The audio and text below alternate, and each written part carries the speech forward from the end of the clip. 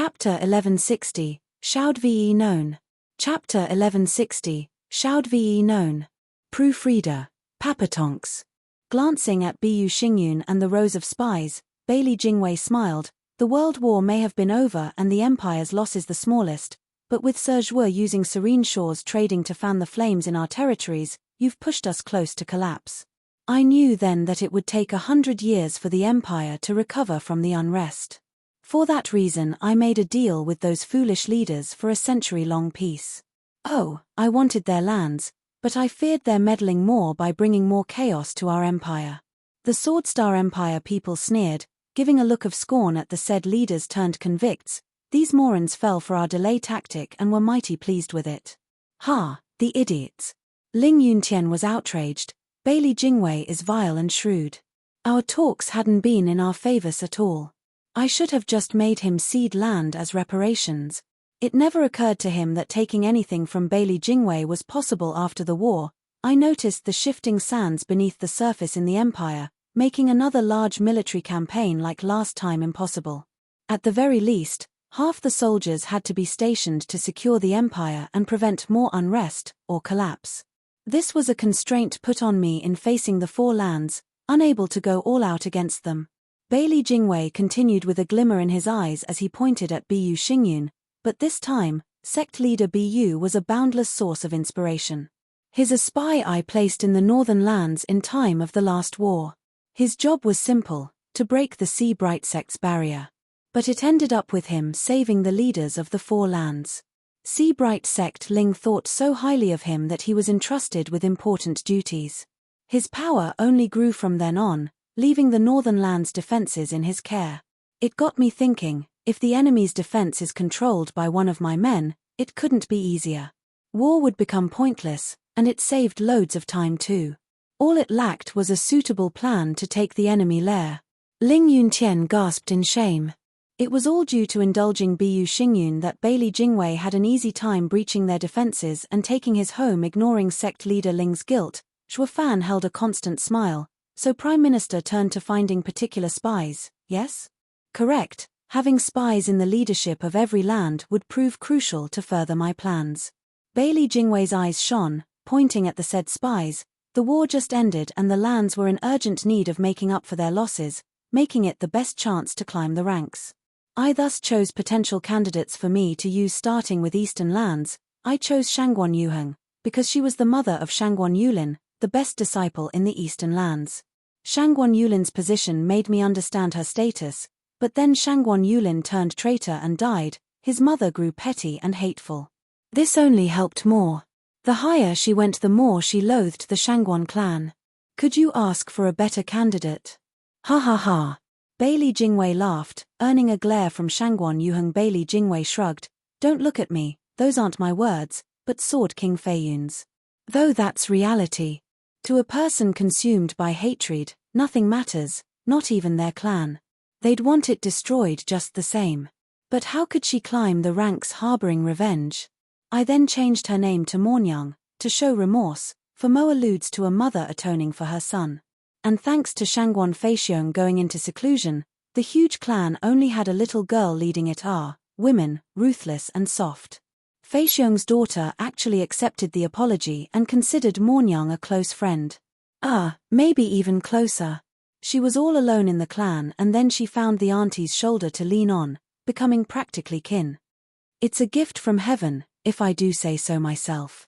Shangguan Mornyang used her power alongside the young miss to gain control over the borders and complete the task I had for her.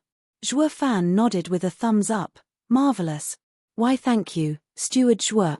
Bailey Jingwei shrugged then. As for southern lands, Murong clan had few people, left with only Fogus enjoying retirement. This made it even easier to get a spy. And now we came to the real issue, western lands. The Luo clan made the best candidate on paper, pulling it in with some promises, but it's too damn stubborn, unbudging in some areas, and it slipped out of my grasp. I didn't want to deal with them and had no choice but to resort to a little trick to pry them apart and surrender to me. Don't forget my Devil Palace.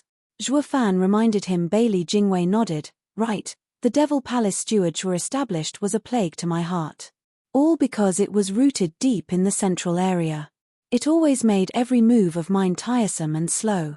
I had to use the plan of dealing with the 4 lands to fake an empty central area and draw you out. Clap tilde. Zhuofan praised. Prime Minister Bailey Shaw is thorough, flawless perhaps. You've done marvelously this past century. Steward Zhuo, please, this is what I've done these years. Now it's your turn. How would Steward Zhuo settle this situation? Bailey Jingwei smiled. Zhuofan waved him off. Prime Minister, come on, I'm calling you flawless and you're saying I'll handle it. Steward Zhuo, there's no need for modesty. As the best minister, I always wanted to compete with the best steward once more. Don't disappoint. Bailey Jingwei's eyes shone, his smile sinister. Zhuofan smirked and nodded. If you insist, I'll just have to make a fool of myself. Like I said, Prime Minister Bailey had done marvelously, taking the lands and solidifying the empire. Attacking and retreating at the right moments. Though what if I saw a crack in the Prime Minister's plan? Tearing it to reveal a crippling weakness, ha ha ha. What? Bailey Jingwei's heart jumped, his smile gone as he cupped his hands. Enlighten me. Zhuofan droned on. The crux of Prime Minister Bailey's plan are spies. But what if these spies were already picked? Bailey Jingwei shook, his eyes landing on Bu Xingyun and the others. Prime Minister, don't listen to his nonsense, we check out. Bu Xingyun panicked and then cursed Zhuofan. Hey Zhuofan, stop poisoning the well. We never betrayed the empire. Zhuofan chuckled. The world bears witness to sect leader Bu's heart. I know you didn't betray it. What I meant was, we didn't either. Shangguan Mornyang and the others announced. Sweating buckets, they saw firsthand how Bailey Jingwei dealt with traitors, through the Luo clan's fate. He sentences the whole clan just because of an unsteady heart. Bailey Jingwei needed to have but an inkling of doubt and they were deader than dead, so they declared their stance from the start. Zhuofan chuckled. Not you either. I meant Prime Minister Bailey. Me? How? Bailey Jingwei shook. Zhuofan said, Prime Minister, if your spies had been exposed from the start, what would you have done? Bailey Jingwei's face twitched, turning grave. Tell me. Sure, it's my turn anyway to talk of the 100-year plan. Zhuofan nodded. Can a leopard change his spots?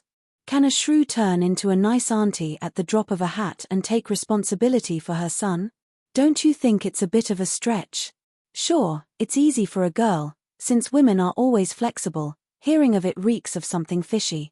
That's why I put a tail on her.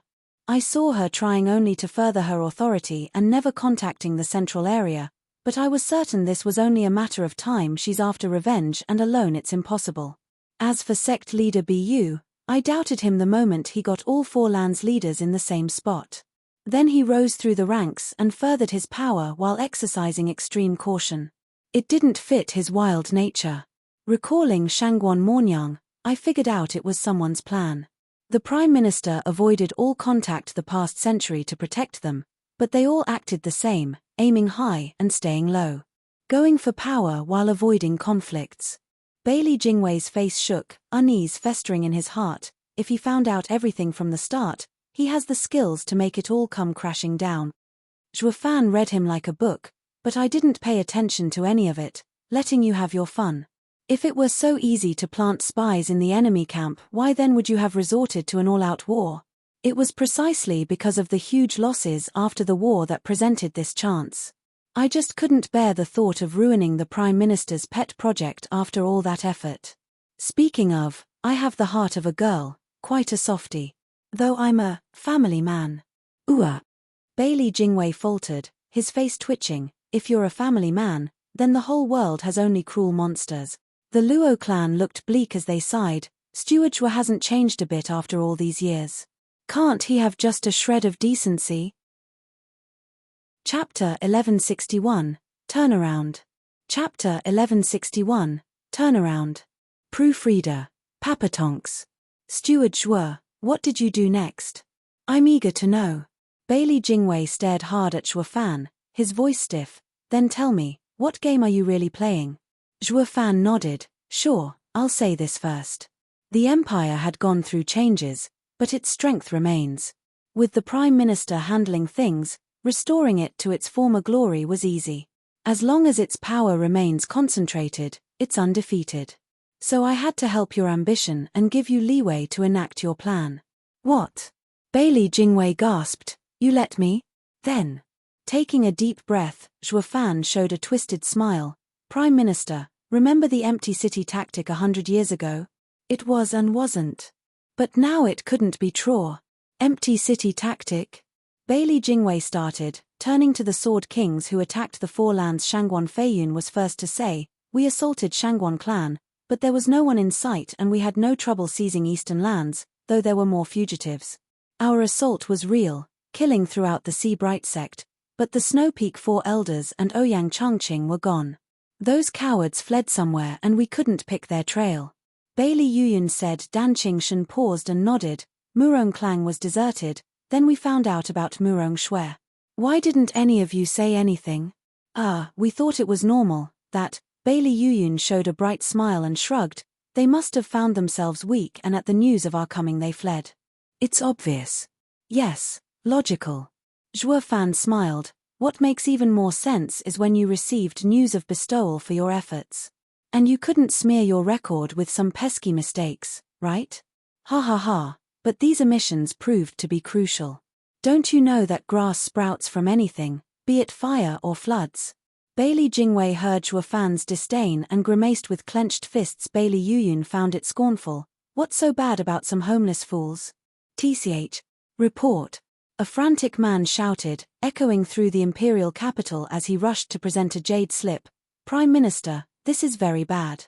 The Western Lands Army breached the borders and is marching into the central area.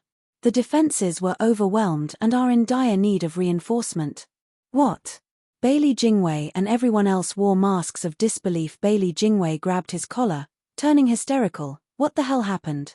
Didn't the Western Lands capitulate? Why are they attacking the central area? That, the man stammered, put on the spot. He was just the messenger, knowing nothing. Another shout came with the same urgency. The Southern Lands Army breached the borders and are heading inland. Prime Minister, please send reinforcement. Dong. Bailey Jingwei's mind blanked out, his eyes staring into space. The Northern Lands revolted and punched through the borders, heading for our lands. Prime Minister, send reinforcement.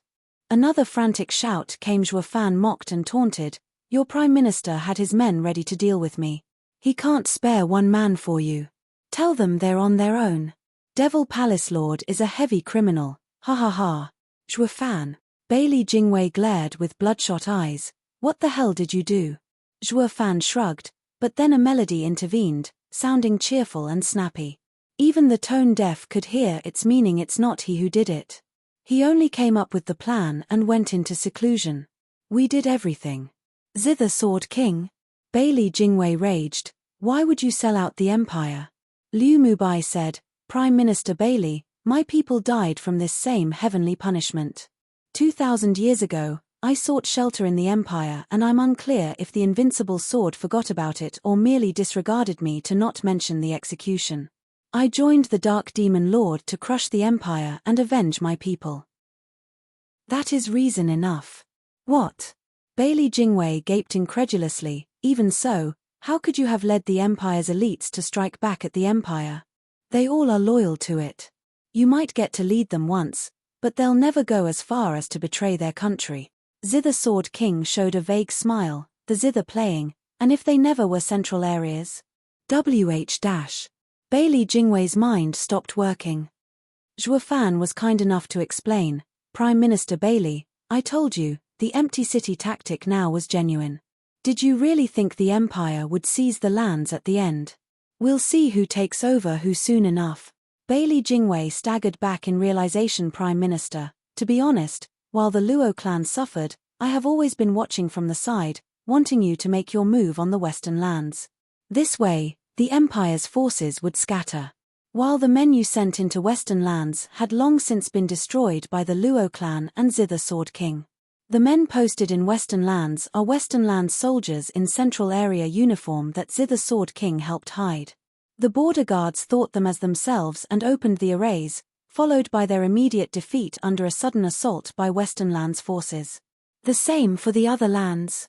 Bailey Jingwei asked in shock. Zhuo Fan nodded. You're catching on. It was all a diversion. Thinking your world order came to be, your guard on the four lands loosened and the soldiers at the border were called back, giving the lands the perfect chance to strike. Ignore his foolish words, Prime Minister, the northern lands is ours. Bailey Yuyun intervened, for the way it was said painted every leader that attacked the lands as traitors. Zhuo Fan smiled, with a red-nosed old man patting his shoulder. Bailey Yuyun, you don't have to explain yourself. That's the hard truth. Wine Sword Immortal. We took northern lands, but after you left, I ordered the army to assemble in a valley, so that Ouyang Changqing and the others would kill them off. That's why it took me 3 days to come. SSS tilde. You, Bailey Yuyun gasped and fumed. The drunkard has always been sloppy, but actually so vicious when he wanted to be. Those were the lives of millions of elite soldiers. Bailey Jingwei turned his stiff head to Dan Qingshun. Dragon-cleaving Sword King was delayed for the same reason? Yeah, though I didn't have a good excuse like Wine Sword Immortal to fool you, so the brat gave me Miss Murong to use instead. No matter how suspicious you are, seeing such a prize you'll forget everything. And sure enough, he was right. You fell for it hook, line and sinker. Dan Qingshun nodded. Bailey Jingwei was a blowing volcano now, looking now at Shangguan Feiyun, Sword King Feiyun. You can't also be Prime Minister. I'm not like these bastards. You know of my hatred for the Shangguan clan. With my land the only one stable, it proves. Report. A guard rushed in with a ready jade slip. The eastern lands is in revolt, with fighting all over. Prime Minister, send help. Shangguan Feiyun flinched and Zhuo Fan chuckled. Yes, Sword King Feiyun was the only one who I never tried to turn. He's very much loyal to the Empire, as are his men. Though I wouldn't bet on them for help, Prime Minister, tied up with the sudden revelation of the Shangguan clan. Ha ha ha. Damn you. Bailey Jingwei pointed at him in rage, his ears turning red. In just 10 days, the campaign spanning the 5 lands flipped through a turnaround, from the Sword Star Empire ruling supreme, to being attacked from all sides. Bailey Jingwei never saw it coming. He had lost once more to this deadly opponent. Chapter 1162, Last Showdown. Chapter 1162, Last Showdown. Proofreader, Papatonks. Zhuo Fan raised the corner of his mouth, revealing his grand plan to the incensed Bailey Jingwei. Prime Minister, it was quite impossible for Devil Palace to grow without gaining some attention. But a few decades ago, I had the Prime Minister notice it on purpose, even going as far as letting your spies slip in. Care to know why? Bailey Jingwei was white as paper, his breathing ragged and unable to speak. Quite simple, because I wanted control. Not just of me, but over others as well. Zhuo Fan said, if you'd been in the dark of Devil Palace, then you'd go all out against the lands and we'd raise a revolt, though it wouldn't do any good. We both know how the First World War ended. With a couple of frightening words from you, the leaders of the lands were happy to follow along. You went home at once to douse the flames and keep the empire whole. No matter how much damage was done, all can be rebuilt in time. The empire would survive. So I let it slip into your reports that Devil Palace existed and even let you send spies to give you false control across the board, when I was holding all the cards. With Devil Palace a thorn in your side, you'd never send all troops in. I controlled the rise of all your spies to control how fast you'd act. If you'd still been greedy like in the last war, you'd have struck only when all was perfect. Bailey Jingwei's rough breathing grew and he leaned on Bailey Yuyun for support. His raging eyes, however, never left Zhuo Fan. Zhuo Fan went on, you'd never have made your move unless you had enough intelligence, so I let it trickle over to your spy and led you along, to believe you're in control. It was a stalling tactic really, since I wasn't ready, but once I was, I let your spies get the right rank and learn more info. That was only limited to the central area, since any info on the 4 lands would let the empty city tactic fall through. Ha ha ha. Why did you make Wu Randong rebel then with all the shadow forces? Is it to draw my attention? Bailey Jingwei roared. Zhuo Fan smiled, with Wu Randong showing a wide grin. Prime Minister Bailey, that's what makes Palace Lord so brilliant. You went after the lands and faked an empty central area, aiming to catch us all in a trap. If I hadn't come out, your other Sword Kings would have been stationed here for nothing and you would send them to the lands to fight, thus figuring it out. As long as Devil Palace stayed in the central area, you'd never know rest and would not advance your plans, making it a matter of time before the problems in the Four Lands would catch your attention, so we were thrown away to give you peace of mind. In your joy, you never bothered to check the war situation in the other lands, jumping to the next step, luring our palace lord and other enemies. You gathered all your forces in the central area, leaving the borders defenseless. This led to the three lands' armies you thought were defeated to get deep into your empire. Talk about setting oneself up for failure, making the enemy work from within and outside to attack you on all sides. Compared to last time, Prime Minister, you lost completely, ha ha ha. I see, the Devil Palace in the central area was just a cover for your operations in the Four Lands. Bailey Jingwei nodded, then his face twitched harder. Zhuofan, you're good. I accept my complete loss and you have my complete respect. Bailey Jingwei spat the last words with hatred, but the respect was still there. Zhuofan was the only one in the world capable of being a step ahead. His hatred was born of nothing more than his inadequacies, while his respect was genuine. Zither Sword King sighed, turning to Zhuofan. To overcome Bailey Jingwei's 100-year plan every step of the way makes him a truly terrifying man. The others shared a nod, looking grave. Don't think you've won. The empire won't fall. It shall endure for a very good reason.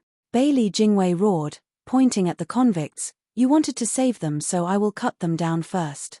Let's see how many you can protect by yourself. Empire defenders, sword kings, kill them. Make his win a bitter one. Yes, sir.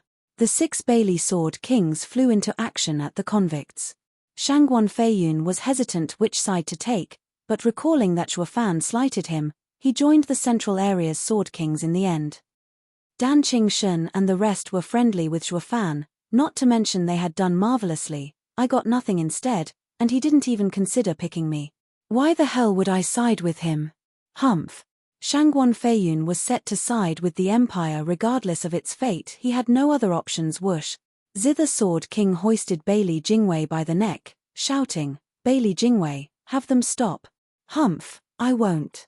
I may die, but Zhuofan will lose to me here. He gets the great victory while I'll leave a scar on his heart, ha ha ha. Bailey Jingwei snickered, leaving the Zither Sword King helpless. The Sword Kings listened to Bailey Jingwei because Bailey Yutian ordered it, while hardly caring for his fate, or that the emperor would survive. They would not stop unless he spoke up. Zither Sword King sighed with worry at Zhuofan. Dark Demon Lord is strong, able to take all those Sword Kings, but they're focusing on killing his people. He can't look after all of them, so could he protect so many people? Zither Sword King knew he cared for some of the people there. With the death of any of them, his heart would be in pain. Zither Sword King shot over at once, wanting to help.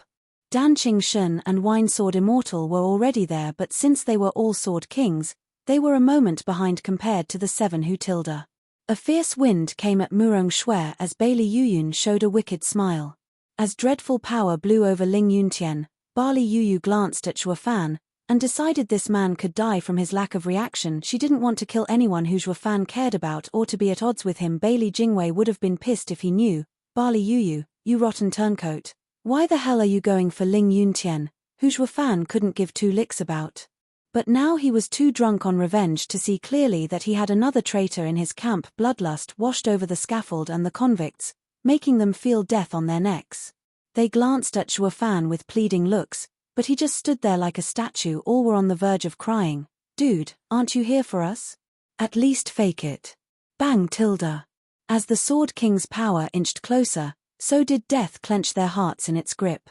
Zhuofan acted like he abandoned them as a boom resounded in their ears. The 7 Sword Kings backed off as they saw 7 people in front blocking them. Shui, you alright? A man in red stood next to Murong Shui, having a fire cloud badge on his waist. She cheered, brother. Shangguan Feixiong, you finally show up. Shangguan Feiyun stared at him. Shangguan Feixiong cupped his hands. Feiyun, have you been well this century? Shangguan Feiyun sized him up, the jade badge on his waist catching his eye. That of a mountain dad. Leave Bailey Jingtian to me. I have a score to settle. Be careful. The father had a badge with a river while the son wore black with fangs on his badge. Another man in black, a youth, had a sun painted on the back of the robe. Turning to them, I have a score as well.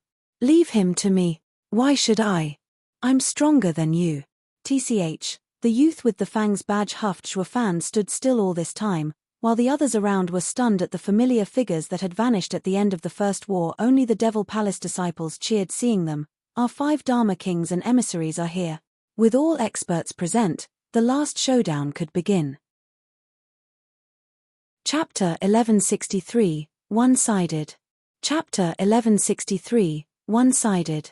Proofreader, Papatonks. The 3 coming to the rescue halted, looking stunned. Murong Lai, Shangguan Feixiong and Ouyang Lingtian were missing for a century. Now they were Devil Palace's Dharma kings? I see. Dan Qingshun glanced at Wine Sword Immortal. No wonder a drunkard like you would side with Devil Palace. You were close with Murong Lai. Come now, it's totally normal for friends to visit each other. Ha ha ha. Wine Sword Immortal's red nose wiggled as he laughed. Dan Qingshun nodded. Wine Sword Immortal was with the Empire, but he longed for something else, always having a soft spot for the Murong clan. Maybe he became a Sword King in the first place so he could protect the Murong clan. For when the Empire attacked southern lands at some point, as a Sword King, he could save them. The 7 Sword Kings faced 5 Dharma Kings and the Sun and Moon emissaries. The 2 sides were not an equal match to begin with, but with the 3 traitors added into the mix, the Empire's side would lose out. Emperor Bailey Jingsha frowned, losing his cool for the first time. Jingwei, what do we do? Your Majesty, relax, we're not at the end yet. Bailey Jingwei looked bleak, gnashing his teeth and roaring, soldiers of the Empire, attack. Kill them all. Roar Tilda. At his order, thousands upon thousands of experts poured in from up, below, and everywhere around, filling the imperial capital with their bloodthirst as they made their way to the scaffold. I knew it was a trap. Zhuo Fan grinned. Dan Qingshun and the others started, looking at the experts storming in and shot around the convicts to shield them. SSS Tilda. The imperial capital's people gasped at the scene, filled with fear and running all over the place as their hearts hammered in their chests. Curses, we've come to see a show, not be part of it. Why must it be so chaotic? First the foreign Sword King's betrayal, now the Imperial Army. Heavens above, I don't want to be collateral damage. Wailing inside, the people ran off in seconds. The army cared naught for bugs, their targets being Devil Palace and the traitors. Rumble Tilda. Dan Qingshun and the others watched the black clouds coming closer with heavy looks. Zhuo Fan took a deep breath and said, "This looks familiar. Did it happen in the last war?" "Yes, Steward Zhuo. You used the same tactic on our patriarch, now it's used on you." Bailey Jingwei sneered, "The Empire may fall today, but I don't care about the lands anymore, so long as I have your head. The 3 lands' armies are invading and the Empire might be surrounded, but before they arrive, you'll be going to hell." Zhuo Fan smiled. Shangguan Feiyun and the others snickered. The Empire can fall, but as long as we remain, we can just rebuild another. It'll just take a couple more 1,000 years and another empire will rise. While you will all die here, regardless how tough you are. The outcome has yet to be decided. Shangguan Feixiong. Feiyun, don't get too happy. You won't get my head that easily. Shangguan Feixiong sneered. Shangguan Feiyun cackled. Ha ha ha, anyone could say that but you, who always lost during our spars. Brother, you've gone senile, so let me relieve that head off your shoulders. Let me be a good example for the other Sword Kings. Shangguan Feiyun shot for Shangguan Feixiong while the others moved as well. Feiyun, don't you know time changes everything? Shangguan Feixiong shouted as he charged as well. Murong Lai and the others followed suit, each with their own targets. Thunder boomed and explosions flared as the 14 auras clashed, making the world shake. Bam! Shangguan Feiyun and Shangguan Feixiong met violently with their soaring sword arts, unleashing incredible might. When the red glows intersected, Shangguan Feiyun showed nothing but scorn, only to feel his side being grazed by a sword wave. His shock exploded just as his sleeve did. Then a power ran through his chest that sent his body back. He turned red as blood seeped out. Shangguan Feiyun's mouth shook, casting a disbelieving look on Shangguan Feixiong. How? I lost, in one blow? I've always been the one winning in all our fights. How can? Feiyun, I told you, time changes everything. Shangguan Feixiong smiled. You have been vying for power the past century, yearning for eastern lands, while I focused on the sword, understanding soaring sword art's core while turning a deaf ear to the world outside. Your talent is better than mine, but your heart is unsteady, your mind clouded, that you made no progress in the last century. This is the gap between us. Shangguan Feiyun's face twitched as he glared at his brother, still in denial. No. I'm better than you in every way, that's why I refused to acknowledge you as clan head when you were picked. Why now could you best me? I won't allow it, I won't. Bam! Shangguan Feiyun raged with a red face, hearing a loud sound coming. He saw a shadow fly by and Bailey Yuyun's scorched face came into view, spitting blood at his side. How is this possible? Murong Lai was never this strong. Bailey Yuyun, you were there as well when Bailey Yutian and the three-headed crow fought. Did you learn nothing from it? Whoosh tilde. Red flashed and Murong Lai popped in his face, eyes burning with grief. How sad, a practitioner that could not see strength in another truly strong one. Are you really Bailey?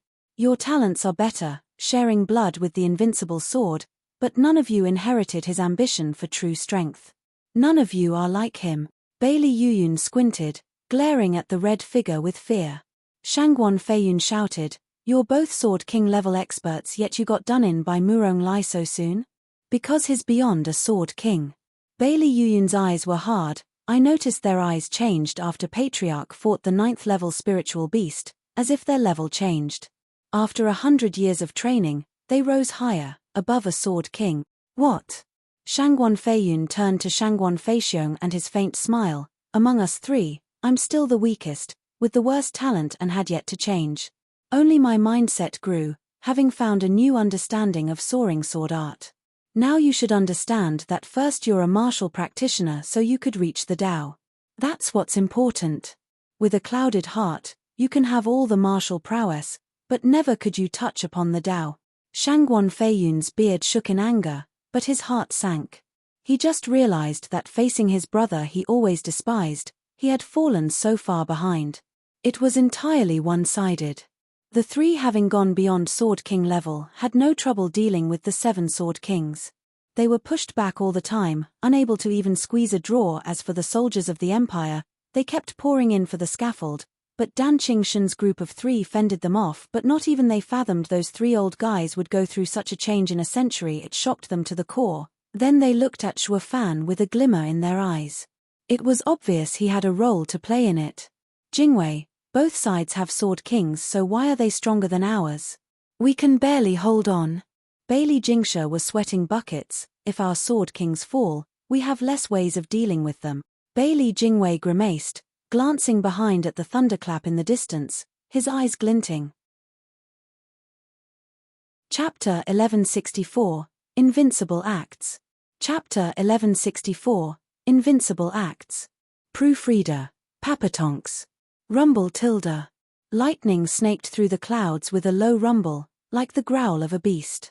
The sky turned white in the distance. That was where the god of the Swordstar Empire, Bailey Yutian, was in seclusion. Even with the public square drowned in battle and killing, the powerful explosions left the people deafened. Zhuo Fan still stood straight on the scaffold, his eyes fixed on the thunder and lightning, waiting along with Bailey Jingwei. With a draconic roar, Dan Qingshan struck, turning the thousands of experts in front to floating ashes. With music, Zither Sword King's 7 notes obscure sword turned his enemies into mush. Wine Sword Immortal spurted wine, unleashing a firestorm that left nothing behind. The 3 worked together to stop the endless flood of soldiers, looking grave. They knew Zhuo Fan was there, but they uttered no complaint. They knew kings went for kings and generals against generals. The Dark Demon Lord's opponent had yet to come. Rumble. A purple lightning flared and Xiaoer stepped in front of Barley Yuyu.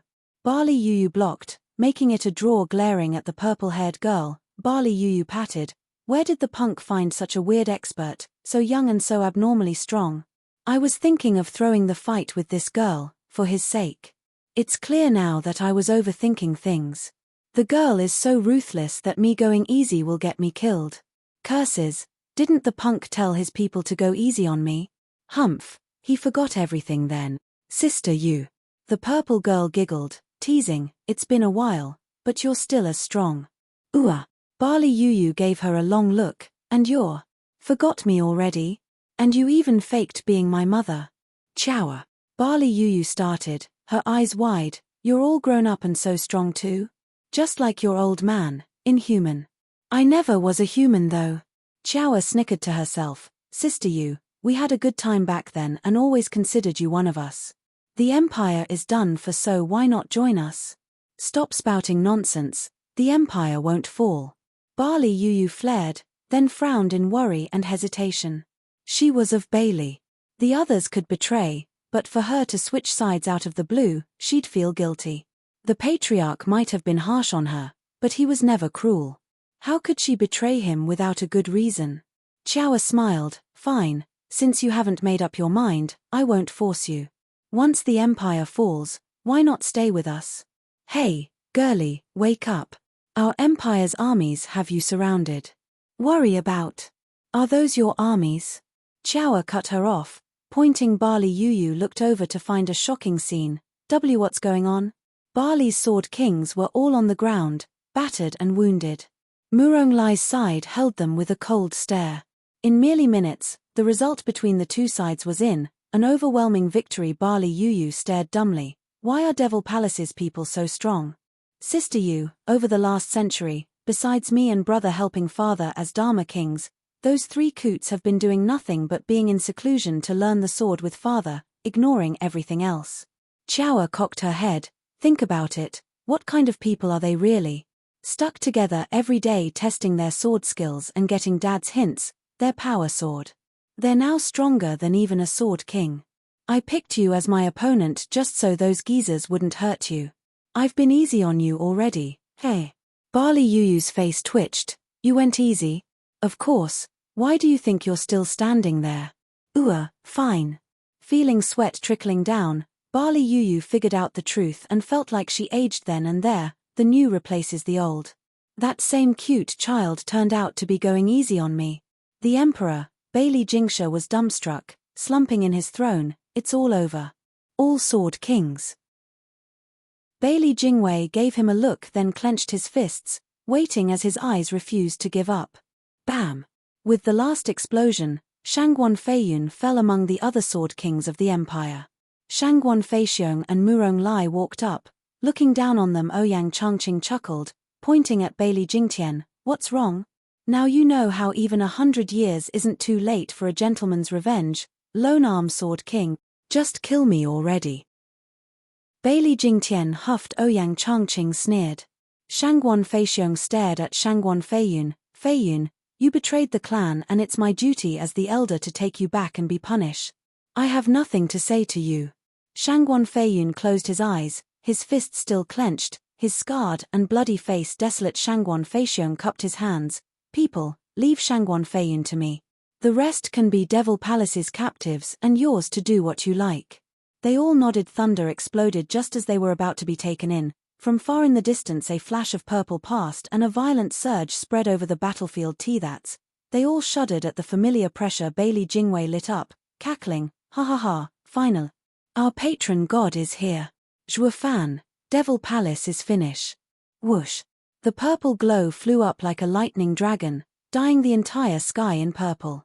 A thunderstorm began brewing above, sending its pressure on all below. Invincible sword. Bailey Yutian is still alive. Patriarch. Murong Lai shouted, while Bailey Yuyun's side was overjoyed, hope at victory restored. As long as the patriarch remained, the Empire endured. Dan Qingshun was fending of the army when he looked grave at the purple glow. The invincible sword hadn't been seen for a century and was thought to be dead. Now he makes his appearance. This is bad, but. Many turned to Zhuofan, hopeful. Bam. Murong Lai ignored everything and shot at the purple glow with battle spirit. Invincible sword, the best in the world. After 100 years, I've come to challenge you after the last defeat. We as well. The others ignored the wounded sword kings and followed Murong Lai into the sky. Their blazing thirst for battle blinding. Even Qiao ended up going, Barley Yu not stopping her. Everyone else blinked in stunned silence. Do they think 7 together can defeat Patriarch? No, they don't care about winning, only fighting. But what's the point in fighting a losing battle? The Sword Kings looked at the 7 and began to understand the mystery of the strong. Whoosh. The purple glow passed through the 7 and slammed into the center of the square, revealing a thin armor, a cape and an aged face. His eyes stared like daggers, the strongest, the invincible sword. Bang tilde. The subsequent thunderclaps made the 7 pummel to the ground as they trailed blood. They groaned and coughed more blood, slumping in their own blood. Chapter 1165, Peak Showdown. Chapter 1165, Peak Showdown. Proofreader, Papatonks. Who tilde? An oppressive silence fell, with only the howling wind's presence being known as it fluttered the old man's white hair.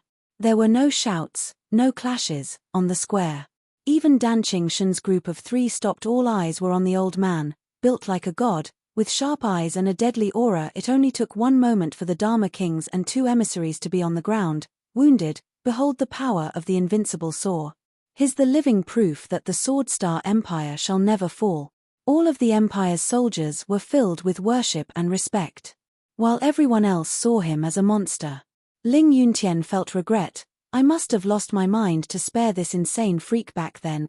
Regret always came after ha ha ha. Bailey Jingwei cackled, stepping forward as he turned smug. Steward Zhuo, you lose. The patriarch hasn't been seen for the last century, but he's still alive. As long as he is present, the Empire will stand forever. You'll be the one to do the dying today, along with all those traitors going down with you.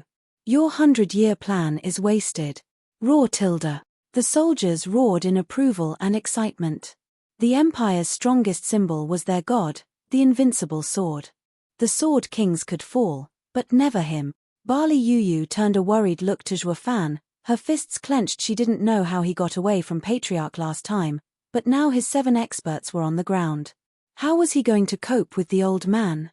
Ignoring the crowd's confusion, worry and joy, Zhuo Fan made a move. He took his time walking towards the invincible sword. Prime Minister Bailey, I thought I told you, my plan was laid out to control the speed of your actions. And why, you'd ask? Haha, so I could get ready and enter the final battle. Zhuo Fan showed a smirk, his hand flashing black as a dark blade came out, covered in 4 colors at the edge, before shooting for Bailey Yutian. Keep them safe. Right. Danqing Shen's group gave their all in keeping the convicts alive. Ding. For the first time, Bailey Yutian took out his thundering divine sword as he turned into a purple glow, charging at Zhuo Fan. Black and purple intersected, with the 2 swords soon clashing in a violent display boom.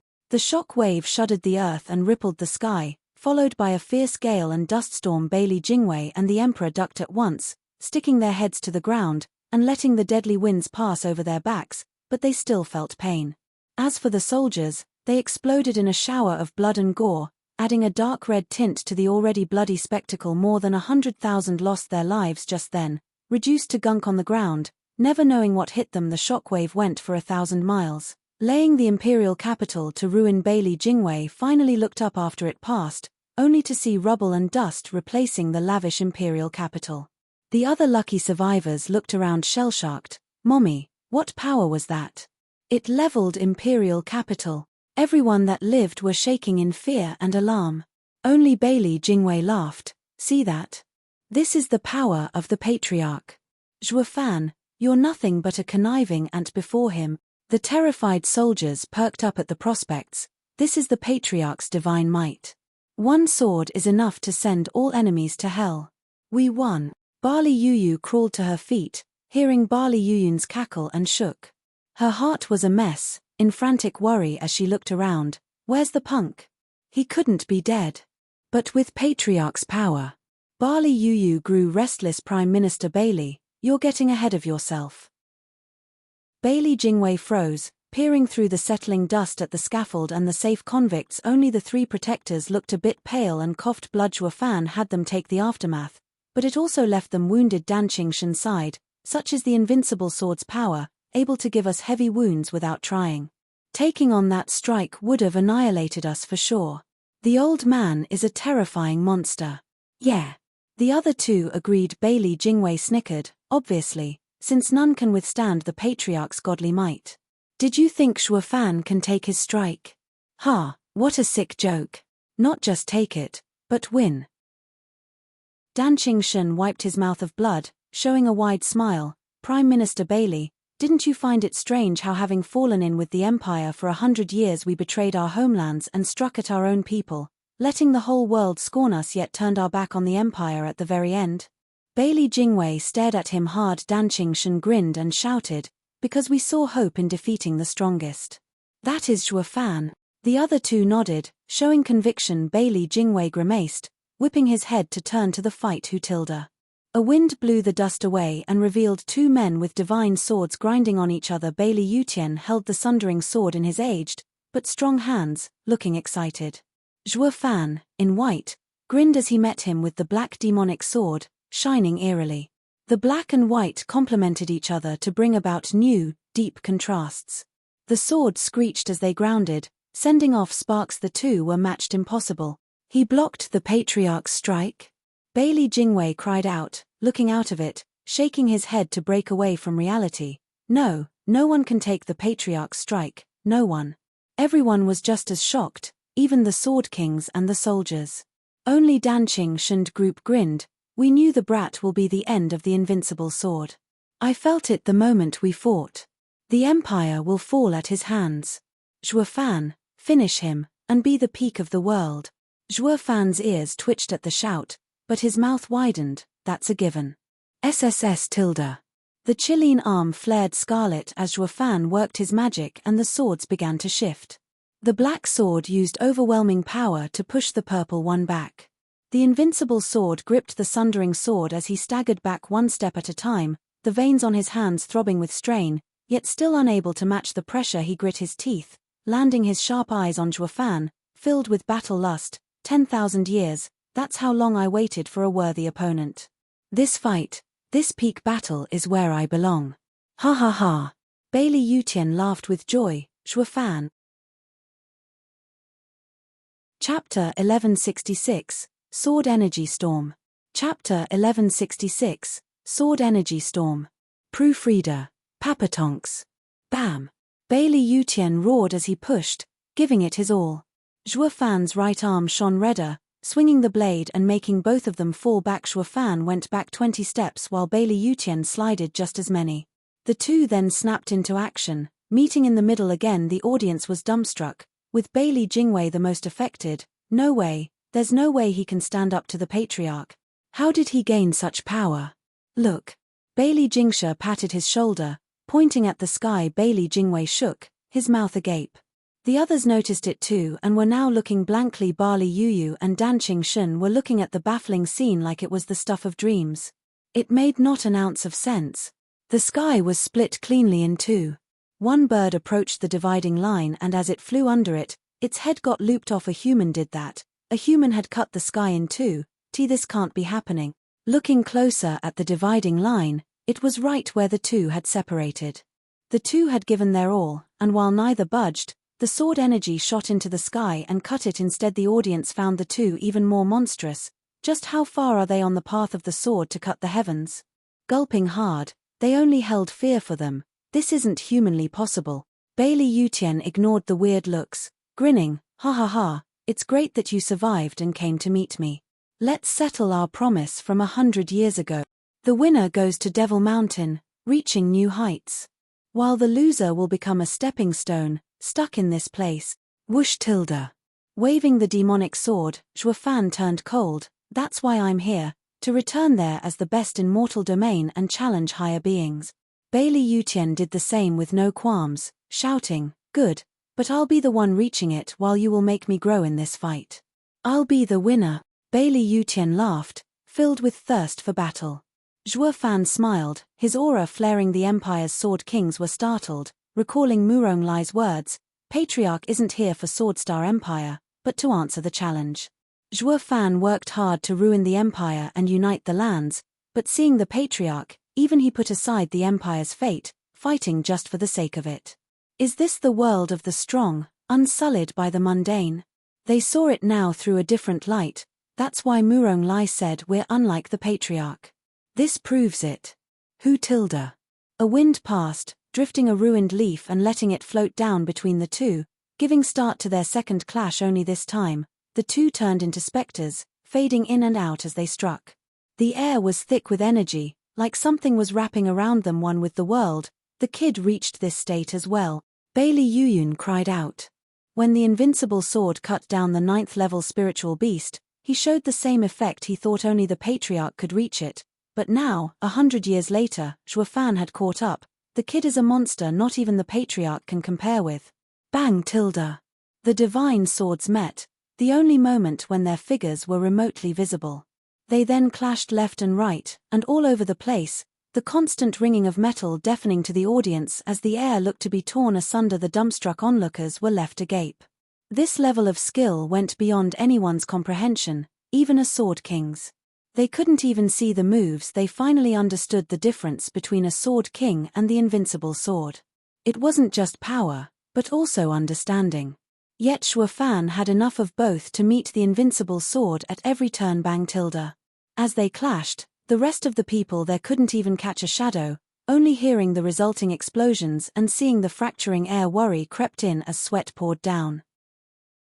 It didn't look like an all-out clash like the first one, but it was still terrifying at their level. None had any idea where the two would meet next, the unknown danger looming over their heads like death. Even sword kings were powerless, flinching at the clashes. Dan Qingxun's group wiped their brow at the tearing sound, knowing it to be reality breaking around them. The two powerhouses walked the furthest on their paths to reach the Tao, making anyone weaker unable to feel what they were doing. Whoosh tilde. The two popped into sight just then, their eyes met and laughed at the cracked air. Good, I did not think a kid like you would have such deep insights into the Tao. We're both treading this path, our senses beyond human comprehension. There's no winning in this aspect, so let's just stop. Bailey Yutian shouted as he waved, and the rest sighed with relief. Too soon though, let's test sword insights now. We shall see if my understanding of the sundering sword art and yours of the sword can match. Bailey Yutian shook and the sky crackled with purple lightning, booming everywhere. Bailey Yutian pointed the sundering sword at the sky and the lightning flocked, releasing dreadful power that swallowed the world around them as devastating sword waves flew in every direction. A sword energy storm. Humph. My sundering sword art is one of destruction. Anything will crumble beneath it, to ashes. Nothing in creation can stop my sword. Oh! Since you trained in destruction, I trained in devouring. Smirking, Xue Fan shook and blackness oozed out of the world's crevices. It blended with the cracks in the sky, swallowing everything into a complete abyss. The heavens now looked ghastly. One side purple and another pitch black, monstrous.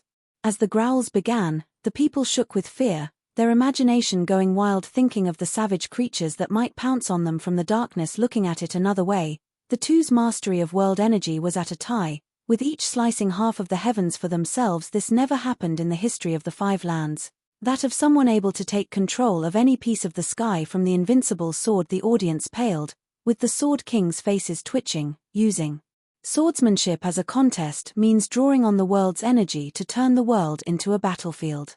Anything in that domain will be destroyed.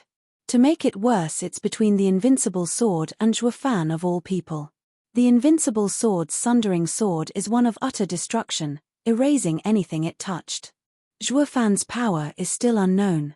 The moment they started going at each other, not even a sword king was confident he or she could outlive that. The people's hearts sank, sighing in misery. Sirs, it'd be better off if you just kept to the previous style. Sure, we couldn't see you, but at least we had the highest chance of us surviving it. While we can now see what you're doing now, but what's the point when the scope is so large that it includes us as well? Where are we supposed to hide? The audience wallowed in despair at their fate. Rumble. The two fighters went off once more, with purple sword waves slamming down and leaving nothing behind but dust. The unlucky soldiers died before even screaming. Bailey Yutian showed no remorse even as his own countrymen, loyal soldiers, died from his errant strikes. He just hacked with the sundering sword, unleashing even more sword waves at Xue Fan's black sky. Xue Fan, take this star-severing sword, hero's demise. Chapter 1167, Soaring Power. Chapter 1167, Soaring Power. Proofreader, Papatonks. Whoosh tilde. Piercing buzzing came from all directions, followed by thunderous boom of lightning as countless thunder blades shot for Xue Fan's black domain and tore it apart. Xue Fan's darkness lost half its ground in the sky from the onslaught, while the Empire's soldiers suffered heavy casualties as well, dying by the dozens. Bailey Jingwei didn't care. The only thing mattering to him was the Patriarch taking the lead. Genesis stage focused on control of world power. Xue Fan's control was now slipping, and that meant he was at a disadvantage. The Patriarch is gaining the upper hand. Dan Shen's group frowned with worry. In a Genesis stage battle, losing the sky is like being disarmed. Zhuo Fan didn't look affected. Hovering with pride among the darkness with a sinister grin. The demonic sword in his hand oozing darkness had its strip of blue shining a deep and cold glow whoosh tilde. Making a radiant arc through the sky, the heavens shook as an unnatural power came from the darkness. The thunder blades still assaulted it, only this time they stalled, before sinking like rocks. The relentless attack slowed down to a trickle and then to a halt, letting the darkness swallow them. What's going on? Bailey Jingwei watched as the lightning sky was invaded by the darkness and didn't understand. The patriarch's strike was like a meteor shower, leaving his opponent worse for wear. None could defend even against a tenth of the strikes. Why then did the blades stop? Many others were just as puzzled. Only the wounded Ouyang Lingtian propped himself and looked with a chuckle. Zhuo Fan is a true genius. My understanding of the heaven-sealing sword over the last 1,000 years pales compared to his short century of study. Heaven-sealing sword. Bailey Yutian squinted at Zhuo Fan, finding it true, then mocked. Great, I wanted to learn each of the 5 divine sword arts, but I've never seen anyone in the world mastering the other 4 and fight me with it. Now you used the heaven-sealing sword art, blocking my star-severing swords. You opened my eyes. A shame you lost more than half of your control and have fallen in disadvantage in terms of world energy. Would you be able to seal my next attack? Ha ha ha. The invincible sword hacked with his divine sword, sending a deadly aura of power. At the same time, the thunder in the sky focused on the sundering sword, shining as bright as the sun. The invincible sword roared and struck. Zhuo Fan, this strike can cleave heaven. Will you be able to seal such an indomitable slash? Whoosh tilde. Following the crack of lightning, a purple sword wave flew at Zhuo Fan. Except for some darkness and the stopped thunder blades, everything broke apart to nothing. The disintegrating power marched at Zhuo Fan, wanting to erase him from this world. Heaven-sealing sword art only knows to seal. The stronger the skill, the easier it is to overwhelm it. Bailey Yutian has now used a strike to sever the heavens, using absolute power to break the seal. It'll need a power many times stronger for the gentle heaven-sealing sword art to seal something like that. Dan Shen gasped, and Zhuo Fan is nowhere above the old man's. With the sky mostly lost as well, he's at a disadvantage. He has no way of retaliating against the old monster's sundering sword art. Bailey Jingwei snickered at the words, now the punk will die. Zhuo Fan showed no fear against the incoming deadly blow, swinging the demonic sword in the air, the blue line on it shining softly. Whoosh tilde. The dark sky moved, focusing on the sword, surging with power. The thick black energy brought thousands of sealed thunder blades onto the demonic sword, bolstering its power. Dan Shen's eyes shook in amazement. I totally forgot. He doesn't just use heaven-sealing sword art but vaulting sword art as well. He might have little world energy he could use, but the old monster's sword he sealed is now at his disposal. Vaulting sword art harmonizes yin and yang, a mixed art. Using others' power, Zhuo Fan can match the old monster. But vaulting sword art is also a gentle skill and might not be enough to defeat the brutal sundering sword art, soaring into the heavens with the sword. Shangguan Feixiong propped his body and looked up while smiling. Brother Ouyang, did you ever think the 4 strongest swords arts would come together in one man? Ha ha ha, I for one didn't even after meeting the little freak. For a man of such perception to be in the world that could comprehend 4 of the strongest sword arts. Especially soaring sword art, looking as if it was made for him.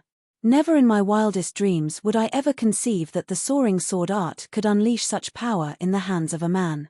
Ouyang Lingtian nodded, looking in Shangguan Feixiong's blazing gaze, and chuckled with hope as he returned his attention to the fight. The soaring sword art was made for the kid. There might not be another man that can use it to such an extent. Rumble tilde. The invincible sword's purple sword wave destroyed all in its path. Unstoppable Zhuo Fan gave it a cold look, grinning, and then his chelin shone scarlet. What was even more strange was how the demonic sword's red line was also glowing, matching Zhuo Fan's right arm. Soaring sword, breaking heaven.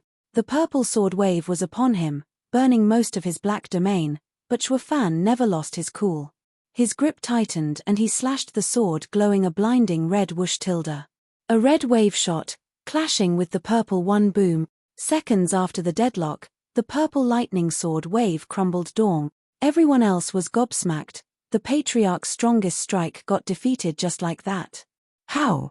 The invincible sword was also shaken up, confident his sundering sword art had reached its peak, that the other's soaring sword art would never. Before he could make sense of everything, the red wave passed through the thunder clouds and took all his vision. It startled him that Shuafan's sword didn't just break his, but struck back as well. No, this can't be. He can't break my blow and attack as well. Bailey Yutian was unable to take it in, but reality came crashing regardless. The deadly wave made Bailey Yutian gnash his teeth and slash. Defending comes first. Bam! But even defending went beyond his predictions. The red wave pushed back the sundering sword even while he used all he had. It, along with the sword, pressed into his chest armor and kept pushing him back beyond shocked. He squeezed everything from his body into his arms and made the red wave slip beside the sundering sword and into the sky. Boom. The thunderstorm above sported an extra-large hole, with purple lightning flickering at the edges, unable to mend it. It was like it had some kind of power that broke Bailey Yutian's connection with the world. Everyone was rooted in shock, even Bailey Yutian glancing at the Fajua fan and the red glowing arm coupled with the demonic sword, and for the first time, the best in the lands felt fear towards a human. His grip on his sword tightened in reflex. Chapter 1168, Defeat. Chapter 1168, Defeat. Proofreader, Papatonks. This can't be real. Bailey Jingwei's face twitched as he staggered. The Patriarch got pushed back? No way. The rest were overwhelmed as well. The invincible sword showed signs of losing. This had never happened before. Ever Emperor Bailey Jingsha felt drained, slumping to the ground in shock. If the Patriarch falls, the empire that lasted thousands of years will come crashing down. Dan Qingshun believed Shuafan could do it, but to see it actualized was another thing. His power was beyond anything they knew, and the old monster only got out alive thanks to the sundering sword taking the brunt. The little monster's understanding of the soaring sword art was simply insane. The Shangguan clan had held onto the same sword for centuries, yet none could display what he could in 100 years. Shangguan Feiyun felt his throat dry. The soaring sword art can do that? Why didn't I realize? Only young Sanzi stood straighter, looking at Shuafan's right hand and wiping his mouth of blood. Shuafan's understanding of the soaring sword art came from his observations and insights into the soaring Chilean's power, with Shuafan using a Chilean arm to unleash the soaring sword art. The power multiplied. It went as far as beyond what the old monster could take. Even with his peak sundering sword art, everyone looked tense at the fight. The invincible sword turned grave for once, facing his strongest adversary, yet with a cold glint in his eyes. Crack tilde. The snapping sounds reached his ears and Bailey Yutian's heart shook. He saw the armor on his chest sporting cracks from the soaring sword strike. Providence. Bailey Yutian sighed. I hoped to finish this challenge with my past self from 100 years ago and reach the top with dignity. But he is too powerful. I have to give everything for any chance at seeing the new world. Bailey Yutian smirked, looking at Shuafan with fire in his eyes. Shuafan, come, let's finish this peak showdown. Gladly. Flicking the demonic sword, Shuafan shouted back. They both shone red once more, using his power to slash and unleash another deadly soaring sword wave at Bailey Yutian. The invincible sword would no longer defend, but dodge instead, using the sundering sword as cover. Soaring sword wave flitted past, grazing the sundering sword. Yet the great power was enough to push on the cracked chest plate and spread the damage. The soaring sword art is truly frightening, holding so much power just within its aura alone. But it's almost time. The invincible sword turned to Shuafan again after dodging, only to find him coming straight for his life right behind the sword wave. Ha ha ha, the soaring sword art is the strongest, but it is hardly enough to take you down. I'll have to do it up close and personal. Bam! Shuafan flared scarlet and hacked. The invincible sword rushed to block with his sword, resulting in a loud clang as the swords collided. But under Shuafan's power, the invincible sword faltered, with the demonic sword pressing on the sundering sword and into his chest. Crack tilde. The invincible sword's armor got more cracks, faster and faster, covered all over in black veins and ready to crumble. The invincible sword gnashed his teeth and stared at the youth just a foot from him without fear. His red face strained as he pushed, roaring and shoving Shuafan back. Kid, you dare come close to me with such gall? Absurd. Thunderstorm. The invincible sword shouted and waved the sundering sword, making the sky rain down thousands of thunder swords at Zhuo Fan from all directions. Zhuo Fan was in enemy territory, with the world's energy here in the other's control. He could no longer use the heaven-sealing sword art to seal the strikes. In a Genesis stage fight, each had their own domain, and charging into another's territory was the same as throwing away his advantage, the world energy he controlled. It was beyond dangerous. None would do it without utmost certainty of victory. Zhuo Fan took such incomprehensible risk to fight Bailey Yutian up close, only to find out the strike did not end his opponent, suffering retaliation instead. Zhuo Fan was the one in dire straits now. Bailey Jingwei's side cheered with renewed hope. Zhuo Fan was ever calm, the demonic sword's golden line shining bright and unleashing a scorching heat. Decimating sword art, decimating heaven, whoosh tilde. He waved at the sky, sending searing waves in all directions. In moments, golden flames formed in the sky as thick firewalls put a barrier between him and the sky. The purple lightning waves landed on the flame walls, hissing to nothing. The decimating sword art was similar to the sundering sword art, both preferring raw power, but the difference was with the decimating sword art being partial to some flexibility. Hard, but not brutal. By using this trait, gentleness overcame strength and burned the incoming waves of attacks to nothing. Bailey Yutian's wide sword wave attack used with word power was stopped for moments, ample time. Whoosh tilde. With the invincible sword isolated from the sky, Zhuo Fan had removed both of their ties to the world power and now flashed in Bailey Yutian's face once more, his arm flaring scarlet and using soaring sword art to slash at his opponent's head. Tilde. A scarlet glow came out of the blade's edge, forcing Bailey Yutian to gnash his teeth and block with his sword for the second time. Now though, with such a close distance, the sword wave proved even more powerful. Bailey Yutian had no way of deflecting it, letting the divine sword push into his chest and closer to his heart. No amount of strength helped. The invincible sword's cracked armor crumbled to pieces and the soaring sword's power entered his heart, making him cough 3 crimson mouthfuls of blood. He shot back like a meteor, slamming hard into the ground, forcing up a cloud of dust and entrails as his force pulverized hundreds of thousands of the Empire's soldiers. Bailey Jingwei's group was quick, ducking out of the shockwave, with Dan Qingshen's group doing their best to protect the convicts once dust settled. Zhuo Fan hovered above, but the purple-tinged sky was no more. It was a testament to the invincible sword losing control, or better yet, the man himself was. Bailey Jingwei's eyes shook, looking at the dozens of miles big crater with dead eyes. How could the patriarch just lose? Bailey Yutian is dead, we won. Seeing no thunder in the sky, Zither Sword King took a deep breath and roared in excitement. Zhuo Fan's soaring sword art was too damn strong, not even the invincible sword could take it on, for if he had even a bit of strength left, the purple lightning in the sky would have stayed. Devil Palace and the Four Lands convicts cheered as well, to think that the great invincible sword had got to see this day. Only the Bali Sword Kings and the Empire's soldiers slumped on the ground in disbelief. The patriarch couldn't have lost. Regardless of their wants and needs, the purple was gone and the Empire had fallen. The invincible nation knocked down from its pedestal on high along with its invincible god. While some rejoiced, others mourned. Along with the frantic glee there were equally opposite sorrow and lament.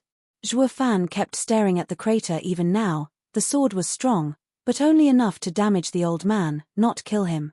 SSS tilde. Thunder crackled then as purple lightning spread across the sky once more. An even greater power pressed down, taking the breath away from all onlookers. An aged voice came from the crater. I never thought it had come to this. But now, Zhuo Fan. Chapter 1169, Spirit King. Chapter 1169, Spirit King. Proofreader, Papatonks. All shuddered at the fear they felt from the familiar voice. They turned their stiff heads at the crater, with some showing despair while others exhilaration. The Empire lives on. Rumble. Purple lightning re-emerged, with the entire sky turning purple, without a single trace of darkness. Even the air itself became electrified, as purple lightning snaked everywhere. Zhuo Fan was surrounded by purple glows in seconds, coming from everywhere. What's going on here? Dan Qingshen's heart jumped in his throat, looking at the flickering lightning just a foot from his soaked head. This isn't world power, so why is the entire world coming under the old monster's control? Pa. A purple lightning strike flared next to him and flung him 24 meters away. His face red as he coughed blood. The rest found the hard way how the lightning could strike at any time, and fear gripped their hearts. What the hell is going on? We clearly aren't in the old monster's domain, but why would it appear around us? A Genesis stage expert should not be able to exert control to this extent. It feels like the world is at his whims and we're its prisoners to kill at the slightest discontent. This is terrifying. Zither Sword King and Ling Yuntian glanced at the purple lightning around with sweat all over. Bailey Jingwei laughed and cupped his hands. Patriarch is unstoppable. With the Patriarch around, the Empire shall never fall, ha ha ha. The Patriarch is unstoppable. The Patriarch is unstoppable. The soldiers shouted like fanatics, throwing fists in the air. The rest were looking bleak, like they entered hell. They knew Bailey Yutian was strong, but now strength did not cut it as apt description of that monster. It went beyond the realm of human comprehension as the lightning danced around them, ready to send them to an early grave at any given moment. Their previous joy at victory became a crushing despair. They were mice trapped in the old man's cage, for him to toy with as he wished. He had stopped being a man, turning into a living god who could possibly take on a god. They turned to Zhuo Fan in the sky, holding a shred of forlorn hope. Only a demon could fight a god, its antithesis. Only Zhuo Fan, a demon, has the strength to do it. Hope flickered in the depths of their gazes as they turned to the man in the sky. With a crumbling sound and the lightning flaring, Invincible Sword's tough body floated out of the crater. Lightning covered him, like a thunder god. His armor was gone, there was blood on his mouth, but his eyes were sharp and his aura explosive. Bailey Jingwei sighed, laughed. The Patriarch is unstoppable. Zhuo Fan, these mortals are clueless, but not you. Ignoring the fanatic joy below, Bailey Yutian stared at Zhuo Fan with a grin. Zhuo Fan nodded.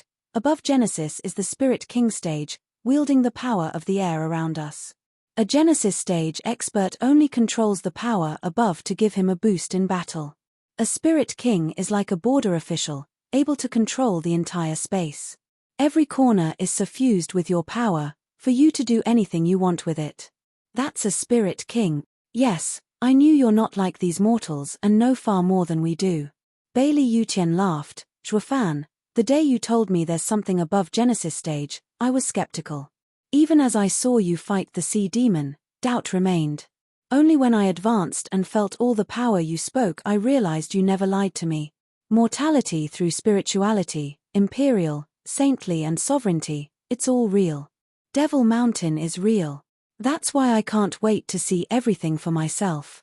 Mere days after I broke through, I felt my body light, like there's something pulling at me to leave. What's keeping you then? Ling Yuntian and the rest sighed, quipping in their minds. Zhuo Fan paused in thought. Going above Genesis you can no longer stay in the mortal domain. That's why there's no one above mortal stages in the mortal domain, they all left. But left where, exactly? Why haven't I heard of any of them before? Zhuo Fan pondered and Bailey Yutian grinned. As it stands, I should just let go and see the new world. But I remembered our promised fight. I didn't know of your fate, but I still waited. Also, Jingwei told me the Empire is about to change. I had a refiner make me an 11th grade spiritual armor to restrain my cultivation before I'd be forced to leave, but to think Providence brought you to me. I could fight to my heart's content and finish it once and for all with you, ha ha ha. Why didn't you go all out just now? Zhuo Fan taunted. Did you think Genesis stage was enough to deal with me, perhaps? Bailey Yutian nodded. Zhuo Fan, you know about the Spirit King stage and thus must know about its power. Fighting as I am would be like taking it out on you while taking out all the fun from the fight. But I never imagined you'd go beyond this level after 100 years. That sword would've crippled the past me. A shame the 11th grade spiritual armor broke and my power is let loose. In 2 hours I'll be forced to leave. Bailey Yutian glanced at the wide sky outside of the ever-present lightning. There was a shimmering light growing as it fell, like a tunnel for him to ascend and leave this world behind. I wanted to have a blast fighting you some more. What a shame I'm running out of time and you out of power. As a fellow warrior, I shall send you off myself, out of respect. Bailey Yutian eased a breath and raised a hand. The air grew heavy and the lightning around Zhuo Fan focused on him, I'll be honored to fulfill your final wish. Boom. Zhuo Fan slashed his demonic sword, sending golden flames around to obliterate the lightning. You're too kind, invincible sword, but that should be my line. I'll be sure to take your head before the call pulls you away. Allow me to fulfill any of your last wishes. Ha ha ha, Zhuo Fan, you're really something. Do you really think you have a chance? Bailey Yutian mocked, your sword is strong, but can no longer hurt me, for everything around us is under my control. There's no hope for you. That's why I didn't want to fight you as a Spirit King stage cultivator. It's boring. Whoosh. A scarlet sword wave flew at Bailey Yutian's neck in reply, unleashed by Zhuo Fan with all his power. The invincible sword wasn't as hard-pressed, merely extending 2 fingers to cross them under the frightened eyes of many. The air warped and Zhuo Fan's attack got deviated by a meter from Bailey Yutian, letting it explode somewhere behind. Bailey Yutian stood there with a tranquil expression. This is my world and you can no longer touch me. Dan Shen's side lamented, hanging their heads and feeling disgruntled. Why? Why is it that a man appeared that can take the invincible sword down, but the monster had to advance as well? Now everyone will die, all plans wasted. All their efforts had been in vain. The invincible sword really is invincible.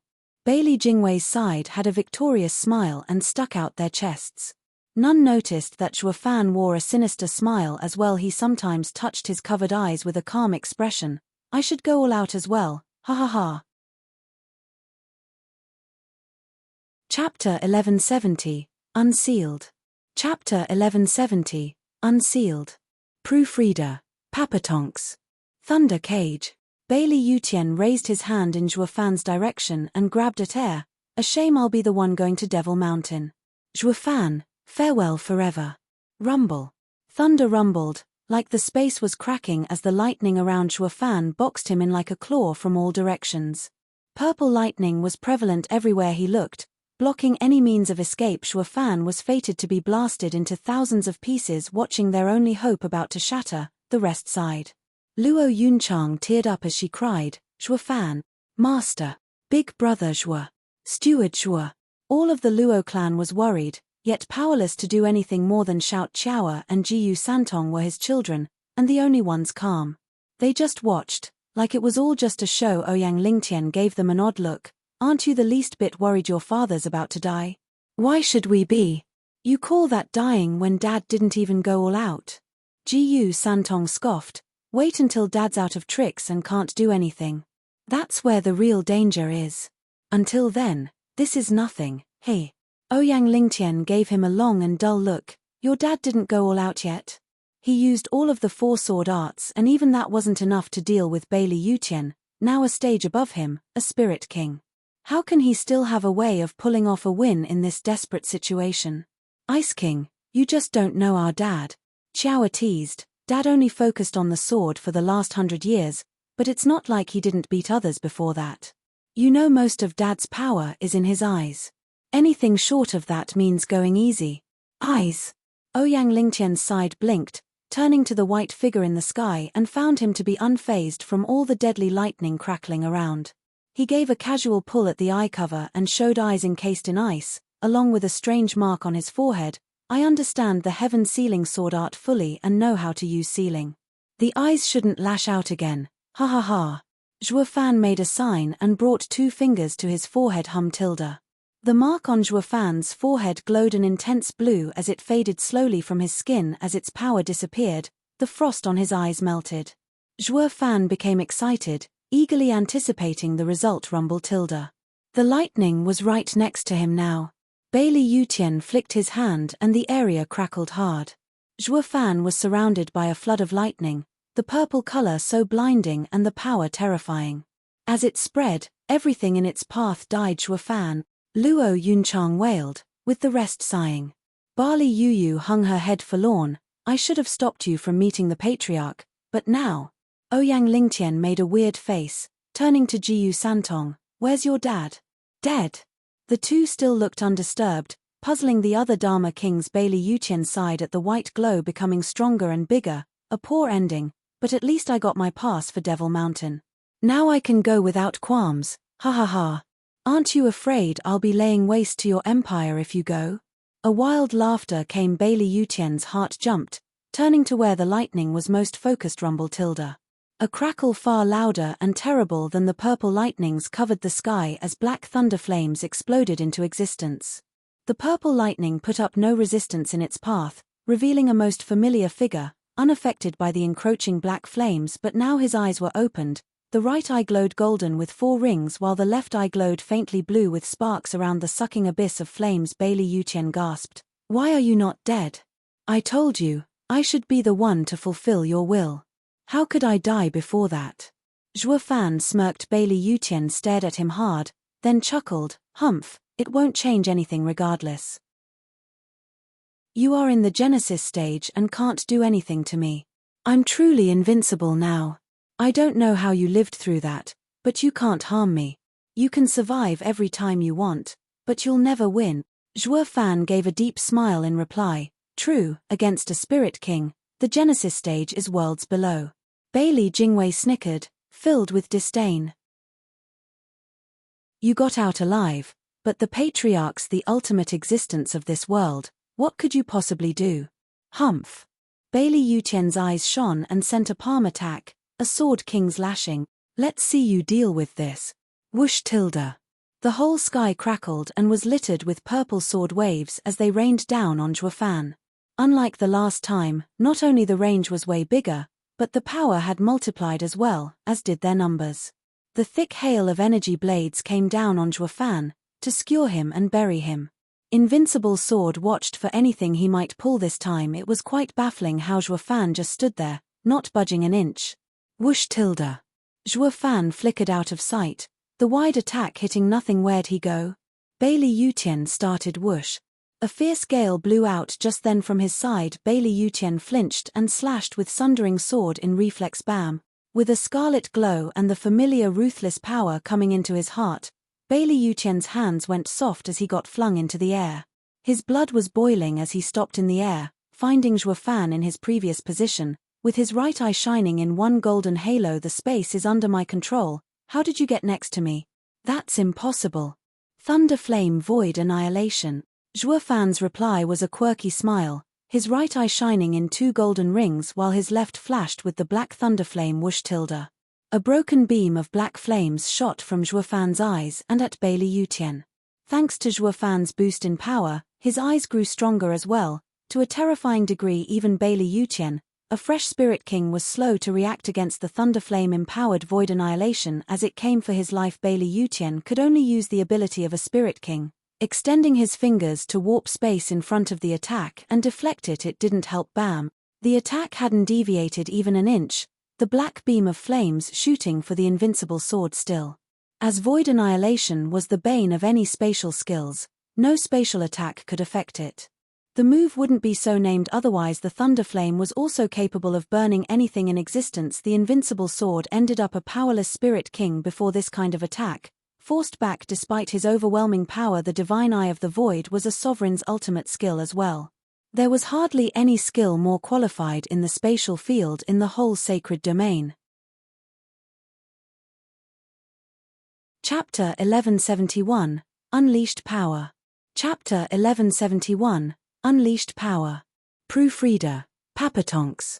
Bailey Yutian's eyes twitched at the incoming beam of black flames, his heart shaking. It went beyond his comprehension how he was in a stage beyond any mortal's grasp, yet a punk like Zhuo Fan defeated him. So he stopped trying to make sense of it all, calming himself down and raised the sundering sword out of instinct. Bam! The invincible sword's hands trembled, and he got sent flying from the mighty attack, only coming to a stop a mile away. The black flames spread over the blade, and onto his shaking hands as well. Staring hard at the snickering figure, Bailey Yutian turned grave. He had just used his advantage as Spirit King, yet it still proved useless against such an attack. It showed the possibility of losing this fight, against some Genesis stage brat that could break his stage advantage. The audience was speechless, with Bailey Jingwei's group dumbstruck. They couldn't wrap their heads around how their patriarch, the peak existence of this world that had just gone a step higher, was pushed back. What the hell is Zhuo Fan? Darkness comes and sword star wanes tilde. Someone from the Devil Palace began, and it turned into an endless flood as all disciples cheered, singing the song that had spread throughout the lands. More and more sang, stronger and stronger, the fervor igniting their spirits. He was the Dark Demon Lord, their Devil Palace Lord, and he was going to crush the undefeated nation. The fanatic shouting raged in the others' ears. Bailey Jingwei heard it too, his face bleak as he gnashed his teeth. The soldiers hesitated, not knowing what to do. It can't be true. The Patriarch losing, the Empire falling? Tilda. As doubt spread through the battlefield, a barrier was placed around Bailey Jingsha, Bailey Jingwei, and their sword kings. The invincible sword looked at his divine sword wrapped in black flames and felt fear. It soon turned into raging battle lust. Flicking those flames off, he exploded with power, reaching every corner of the world and making it tremble. The deadly aura descended like the end of day was upon them. Divine Eye of the Void's fifth stage, Void Wall. Knowing what was happening, Zhuo Fan's right eye displayed 5 halos. The Dharma Kings and the Sword Kings on the scaffold were covered in 7 invisible barriers. Zhuo Fan raised his hand and traced along the demonic sword, making every inch he passed release black thunderflames, bolstering the demonic sword's power. Tilda. He flicked it at the man in front with an evil smile, though his eyes were craving battle still, his power at its peak. What are they doing this time? All the soldiers felt the space tremble with each barrier set in place, then looked at Bailey Jingwei's group and at the scaffold with tears in their eyes. Dude, you're both setting up for some absurd move, I get it, and you protected your main guys. But, what about us? We're just small fries, so we can just die, is that it? This is discrimination, I tell you, discrimination. The Dark Demon Lord not included us nobodies, since we're enemies, but the Patriarch, you too? What's worse, you're the one who started this damn showdown. All were downcast and despairing at how easily they were cast aside. With no choice, they fled every which way, run, rumble. They only raised a leg when suddenly the sky, earth, air, everything, exploded with lightning. It disintegrated everything, the soldiers, the rocks, the remaining 10 million soldiers, all were gone just like that. The invincible sword shouted as he slashed at Zhuo Fan, the world becoming sword waves as they came at Zhuo Fan.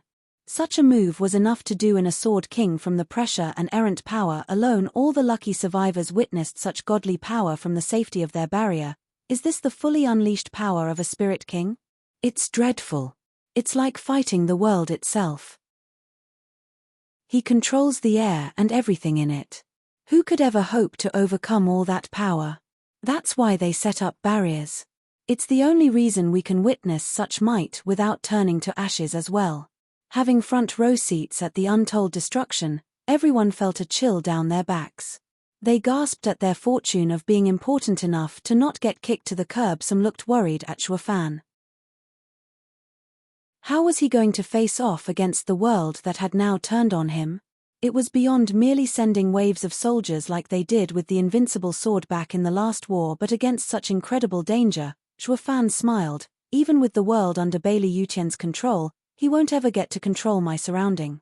Zhuo Fan huffed. His right eye displayed 4 golden rings and his left flickered with thunder and fire. Divine Eye of the Void's 4th stage, Thunderflame Space Crusher. Boom. The space around him hummed as black thunderflames darkened it, turning it into Zhuo Fan's dark world. He was no spirit king, unable to control the air and space around him, but this small area answered to him and him alone. Tilda. The violent purple thunder blades shot for Zhuo Fan, but all were erased upon entering the black domain. Bailey Yutian narrowed his eyes, finding the mass attack useless, so he switched tactics.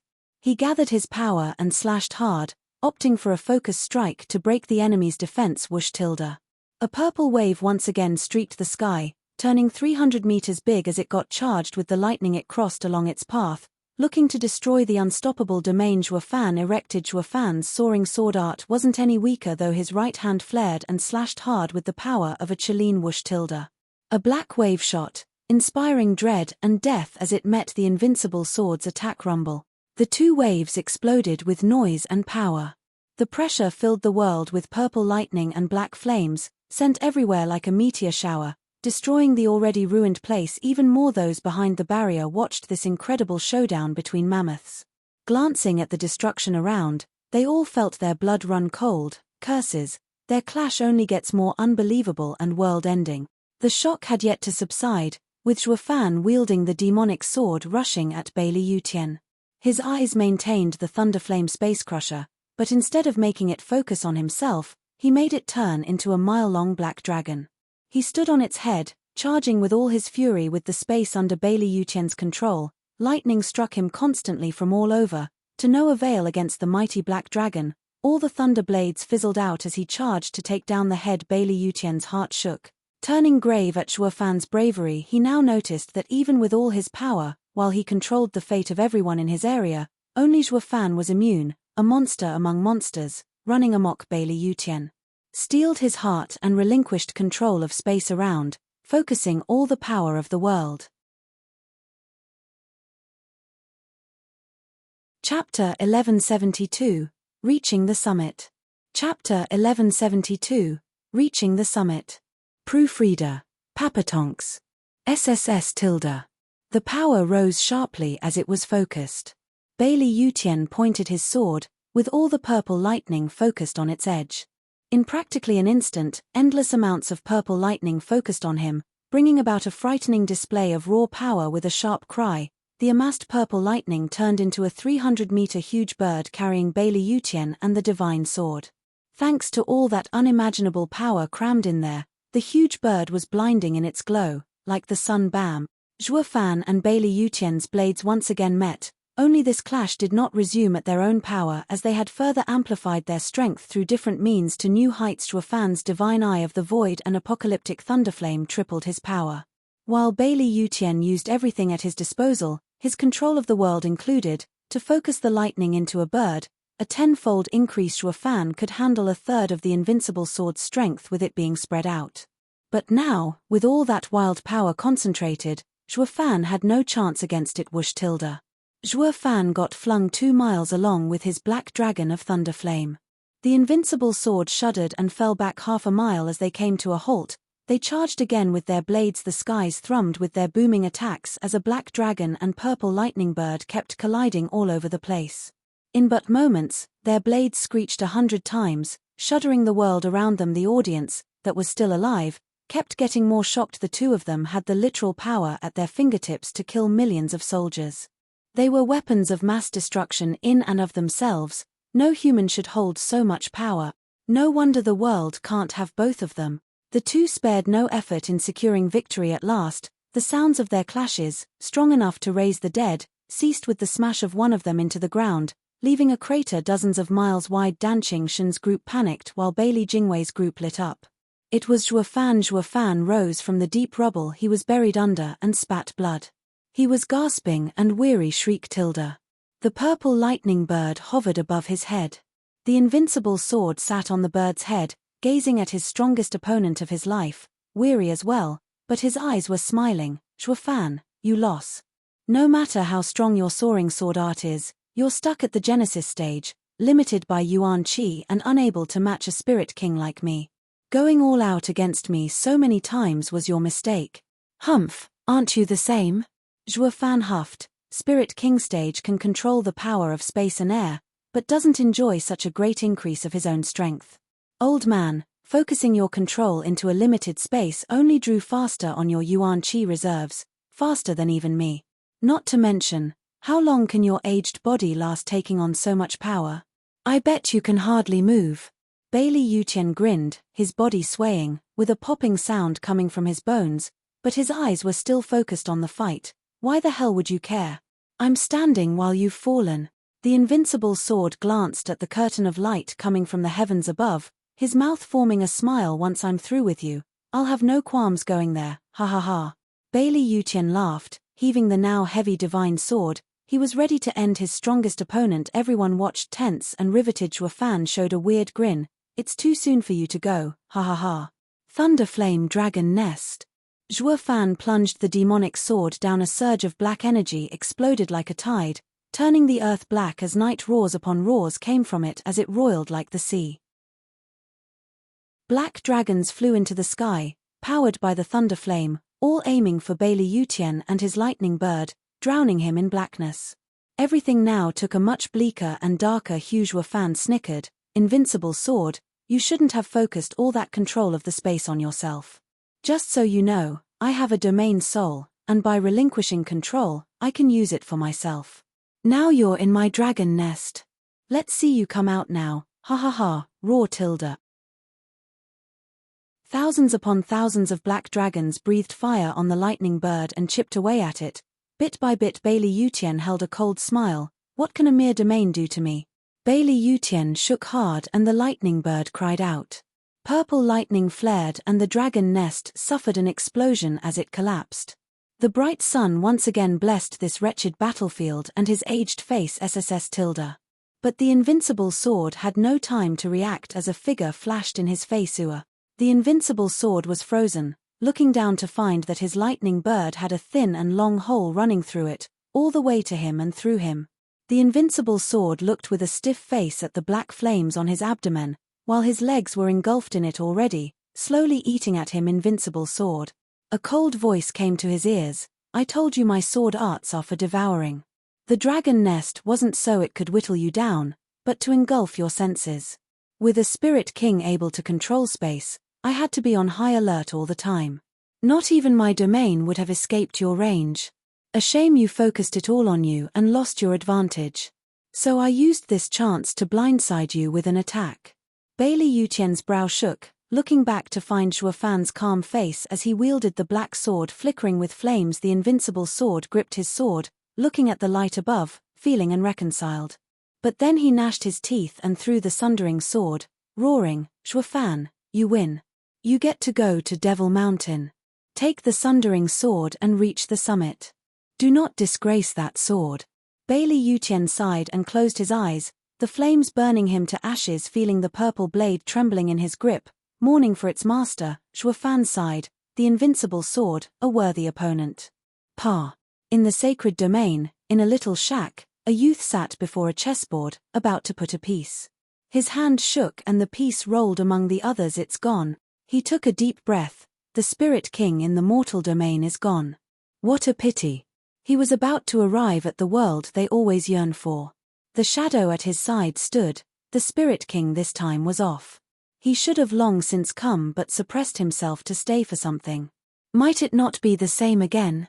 No, this time he's gone for good, while last time his signature was merely weakened. Someone killed him before he could come. The mortal domain had 2 spirit kings. No, someone jumped stages to do it. The man gasped, jumped stages. Any spirit king birthed in such a wasted place, like the mortal domain, is a priceless talent. Yet one was killed by someone jumping stages? This hasn't happened ever. That was because for so many years he never thought of returning. Now that he wants to, none could stop him, ha ha ha. Pa. A piece slammed on the board and the youth let out a mad laughter, chilling to the bone. Chapter 1173, I'm back. Chapter 1173, I'm back. Proofreader, Papatonks. P. Patriarch. Bailey Jingwei slumped to the ground, his feet giving in, with a look of utter despair. The rest of the Sword Star Empire's people were numb, while the Emperor fainted. The heart of the Empire, their god, the Patriarch, the invincible sword, had died. This can't be happening. Everyone shook their heads in disbelief, coming out of the illusion they built around the man. The invincible sword's ashes scattered in the wind, while the divine sword, having been his lifelong partner for thousands of years, now rested in Zhuofan's hand. This reality could not be denied. Bailey Jingwei closed his eyes, tears trailing down his face. The sword kings kneeled and slammed to the ground. Only Shangguan Feiyun just stood there, frozen. Shit, I made the wrong bet. He believed that the invincible sword would help him in his goal, only to find this always undefeated man finally meet his match. Shangguan Feiyun's heart sank into hatred. While some wallowed in despair, others rejoiced at a new lease of life. Bailey Yutien fell, marking the decline of the Baileys. As for the convicts, they were celebrating. The monster Bailey Yutien is gone, ha ha ha. Zither Sword King watched the sky, at the new dawn rising, welcoming it with a smile. Darkness swallows the stars, bringing about a new dawn. I never dreamed it would come true, ha ha ha. Liu Mubai was moved to tears. The weight of the past, the hatred of his clan, had been carried for years and years with no hope of being relieved of such burden.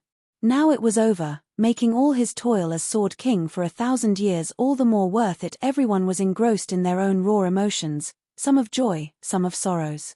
Zhuo Fan held the sundering sword and placed it in his ring tilde. The demonic sword shook in request. Zhuo Fan smiled, I know, but later. You won't be sorry. Let's return first. Ding. The demonic sword rang as he slipped into Zhuo Fan's body. Zhuo Fan smiled and descended, taking away the barriers and releasing the convict's bonds. In an hour, they were all free palace lord. Wu Randong was the first to bow, filled with endless gratitude and reverence. The other Devil Palace disciples followed suit, looking at Zhuo Fan like he was the shiniest jewel. But fear remained still, of disturbing this great man, never daring to meet his gaze. Ignoring their excitement, Zhuo Fan spoke to Wu Randong, all obstacles are removed now. Finish the Imperial Capital project within the month. Yes, sir. Wu Randong bowed. Ling Yuntian brought the Four Lands captives, with a bow. Thank you, Sir Zhuo, for your timely rescue. We'd have perished for sure. It's fine, since I didn't come for you. It was meant for the Empire and I to fight. He stood in my way and I brushed him aside, nothing more, nothing less. It was nothing personal. Zhuo Fan shook his head. Ling Yuntian nodded. Yes, Sir Zhuo has always been walking alone, above the disputes of the lands. You never had anything against the Empire. It's only that our goals aligned, that we faced the same enemy. But, Sir Zhuo, you should have told us of your plans against the Empire and we would have worked together to make it easier. Why did you insist on having us suffer like this? You have the nerve to ask me that. You had Bailey Yutian on the ropes 100 years ago, so why did you stop? Ling Yuntian was lost for words. Zhuo Fan said, Sect Leader Ling, it's not that I don't trust you. What I don't trust is human nature. Central Area had pushed you into a corner, making me your Grand Marshal. After the Lands War, what use would my word have? The same applies now. If not for the Empire waging war with the lands, you'd have never even thought of listening to my orders. Bailey Jingwei's spy aside, people only ever group up to repel outsiders, right? Ling Yuntian gave a nervous chuckle, then he rushed to change topics. Sir Zhuo, speaking of the spies. Curse you, Bu Xingyun, I'll have your body scattered in the wind.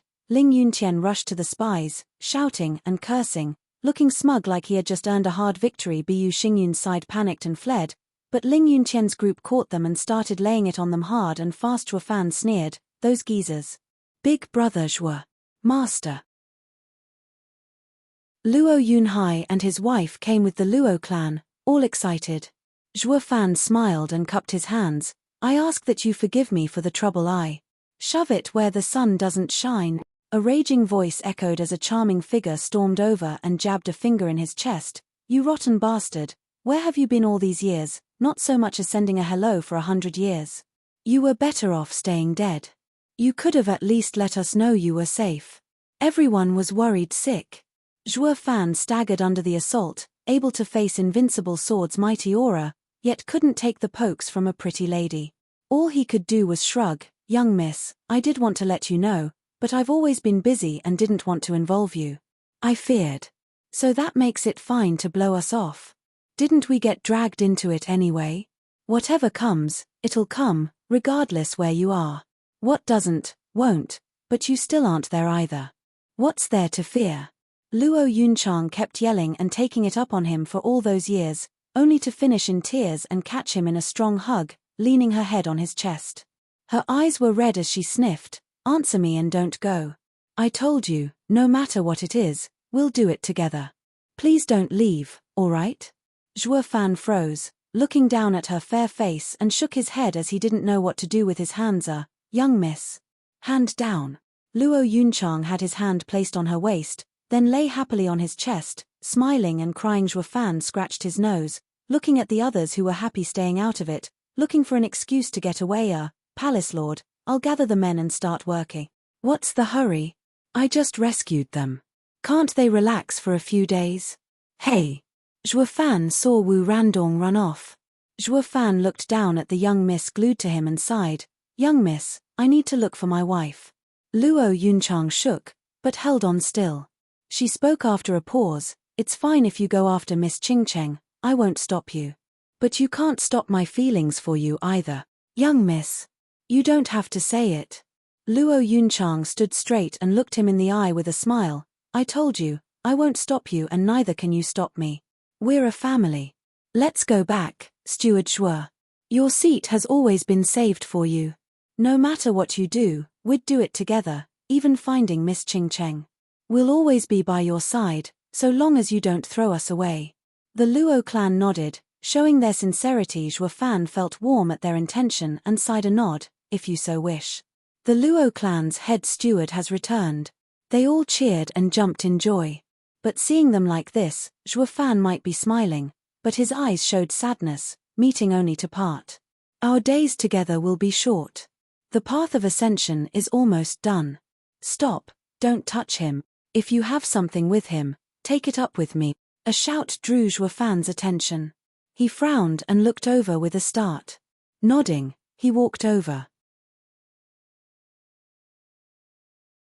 Chapter 1174, To the Winner the Spoils. Chapter 1174, To the Winner the Spoils. Proofreader, Papatonks. Bam! A convict kicked a brawny man to the ground, mocking, ha ha ha, so this is what the mighty Sword King has come to, ha ha ha. Stop. We surrendered. What are you trying to do? Barley Yu glared at them, gnashing her teeth. The youth sneered, giving her a most unbecoming leer. What, you ask? Weren't the Sword Kings always acting so high and mighty? With the invincible sword dead, any kind of lashing out won't do you any good. Surrendering is your only hope at living, so play along, or else. Or else what? A steel grip had twisted his wrist. The man whipped his head with a scowl, only to pale hard. Marshal Zhuo, we've got all the prisoners sorted out for you to handle. Barley Yu shook, observing the man she had been daydreaming about day and night for the past century, and her heart raced. Zhuo Fan sneered, you actually know they're my prisoners? Others who didn't might think it was you who got them. You must be so amazing taking down the Central Area's Sword Kings. I'd never, Marshal Zhuo, you're our Grand Marshal of the Four Lands just as it was 100 years ago. We're doing it all for you. Humph, what a pretentious excuse. You never did anything for me 100 years ago, and now that I got the Central Area, you wanted to step in? Zhuo Fan flung the man into the air, vanishing in the distance. I'm fine without it. The rest acted oblivious, lowering their heads and clearing the area, ignoring the profiteers. Zhuo Fan turned to Barley Yu who never took her eyes off him. He snapped his fingers and her bounds came undone. I saw how you never got a wound on you when you fought Qiaowa. How did those ants even catch you? I sealed my own cultivation. You did. Yes, you've won and we lost. Those bastards used Brother Lei to threaten me, so what could I do? Or did you expect me to be as fearless as the Patriarch and have you cut me down? Barley Yu glared. Zhuo Fan shook his head. My fight with him has been in the works for a century, an honorable duel bearing no grudge from either party. Along the way I took the Empire for my own purposes, still nothing personal. Now that the Empire is mine, I want nothing else. You're free to go. Free? Barley Yu started, you're letting us go free? What if we'll take revenge? Zhuo Fan chuckled, can you really, with just that much strength? Don't make me laugh. Not now, but who's to say later? Neither later. Zhuo Fan cut her off, since I overcame all of you, I hold no fear for the future. If, by some miracle, you do succeed, that proves I've been idle and deserve to die. A real man isn't afraid of any challenge. Moreover, I'm a challenger myself. Challenging myself for my own goals is all the more reason I can't let others catch up to me. Or I wouldn't have needed him to step in and would have died at your hands instead. Barley Yu's eyes grew hazy. You're just like Patriarch, no, stronger. Patriarch always yearned for the top, but feared being overtaken. You don't have such fear, and that's why you won. You flatter me. What I fear is something you can never reach. Zhuo Fan waved, walking away, take them and go. We've had a nice run once, and this is my thanks for it. Barley Yu gave him a long look then pointed at the others to remove their binds. A sudden roar then shook the heavens as someone shot for Zhuo Fan. Zhuo Fan, what now? Whoosh tilde. Zhuo Fan clutched the neck of the attacker. Bailey Jingtian, revenge for the invincible sword, is that it? I told you that none of you have it in you. But since you challenged me, I'll answer with the same coin. Zhuo Fan gripped harder, cutting his breath. I'm a man of principles and can overlook the boiling hatred you all nurture, but the moment you try anything, you have to own up to your action. Wait. Bailey Yulei shouted and rushed over, pleading, Sir Jouer, please let the crown prince go. If you must kill him, take me instead. Jouer Fan squinted. Bailey Yulei, we were on better terms 100 years ago. Though it was to help another and thus you helped me, I still consider it a favor. But what is your deal with the crown prince, to go so far? It's about that time 100 years ago as well. He knows I had let you go yet never revealed it. Holding his word for 100 years, he earned my friendship. Didn't you stop to think that maybe he had his reasons?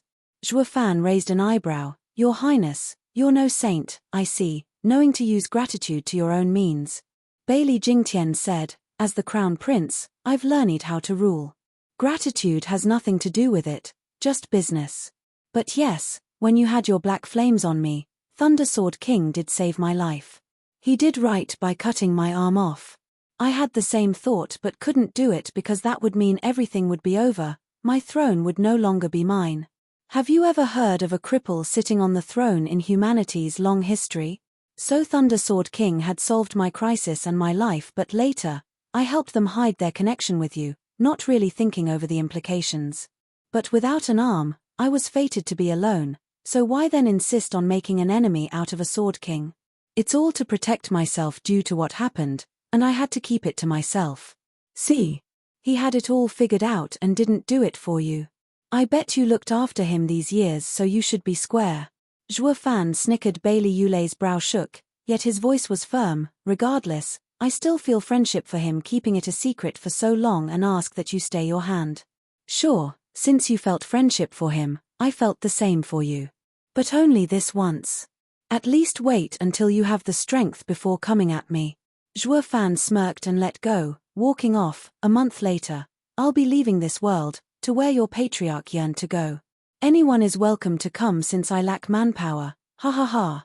Bailey Jingtian squinted. What's his angle? Trying to get us on his side after killing the patriarch? As if. It's hard to tell. With her heart already made up, Barley Yuyu muttered, the patriarch and Jouer Fan fought an honorable battle with their lives on the line. When the patriarch died, he held no hatred. Among cultivators, what grudges could there be among challengers? Your Highness, you'll never grow strong without at least this much aspiration. Look at yourself. After 100 years, you couldn't even defeat the likes of Yi Lin and Ouyang Changqing, the same ones you once beat. A missing arm shouldn't have affected your strength as much. Think back at what you've been doing this past century. The only thing that came to Bailey Jingtian's mind was hate. He hated Jouer Fan for taking his arm, losing his status, and everyone for mocking his deficiency. The hatred had taken over his mind to such extent he almost let the sundering sword art waste away. Bailey Jingtian sighed long and hard, closing his eyes. The first step to become stronger and defeat the man he hated all his life was to let go of the hate and set his eyes on the top. Barley Yuyu glanced over and showed a sneaky smile. Let us all go then, to the world of the strong that the patriarch wanted to see. At the very least, we'll ease his spirit, right? Ha ha ha. You just want to be at the kid's side. Bailey Yulei snapped his eyes on her, shaking his head. In another part, following the ruckus, Bailey Jingsha and Bailey Jingwei were shoved and sworn at. Bu Xingyun and the other spies were beaten black and blue. Luo Yunhai's brow shook. They are still the prime minister and emperor. Even as captives, why must they be scorned so? The winner gets the spoils, and they lost. Jouer Fan walked by. But aren't I supposed to be the winner here? These people from the Four Lands were mere captives and now they think of themselves as the bosses. Luo Yunhai pleaded, Big Brother Jouer, Bailey Jingwei is vile, but never trounced our dignity. I hope you will let us handle him. Yeah, I always pay back with the same coin. I may kill him, but never shame him. Jouer Fan nodded, you're the clan head, so do what you will. Luo Yunhai perked up and rushed into the fray. Jouer Fan shook his head, see, this was my last lesson to you on good and evil, righteous and demonic. Now who here is right and who is wrong? Miss Murong. Chapter 1175, Gathering of Royalties. Chapter 1175, Gathering of Royalties. Proofreader, Papatonks. Humph, so this is the loftiest emperor and greatest prime minister in the whole wide world. You got cocky, you showed off, now look where that got you, beneath my boot. Hi, you finally got yours. Now it's our turn to toy with all these big shots, ha ha ha.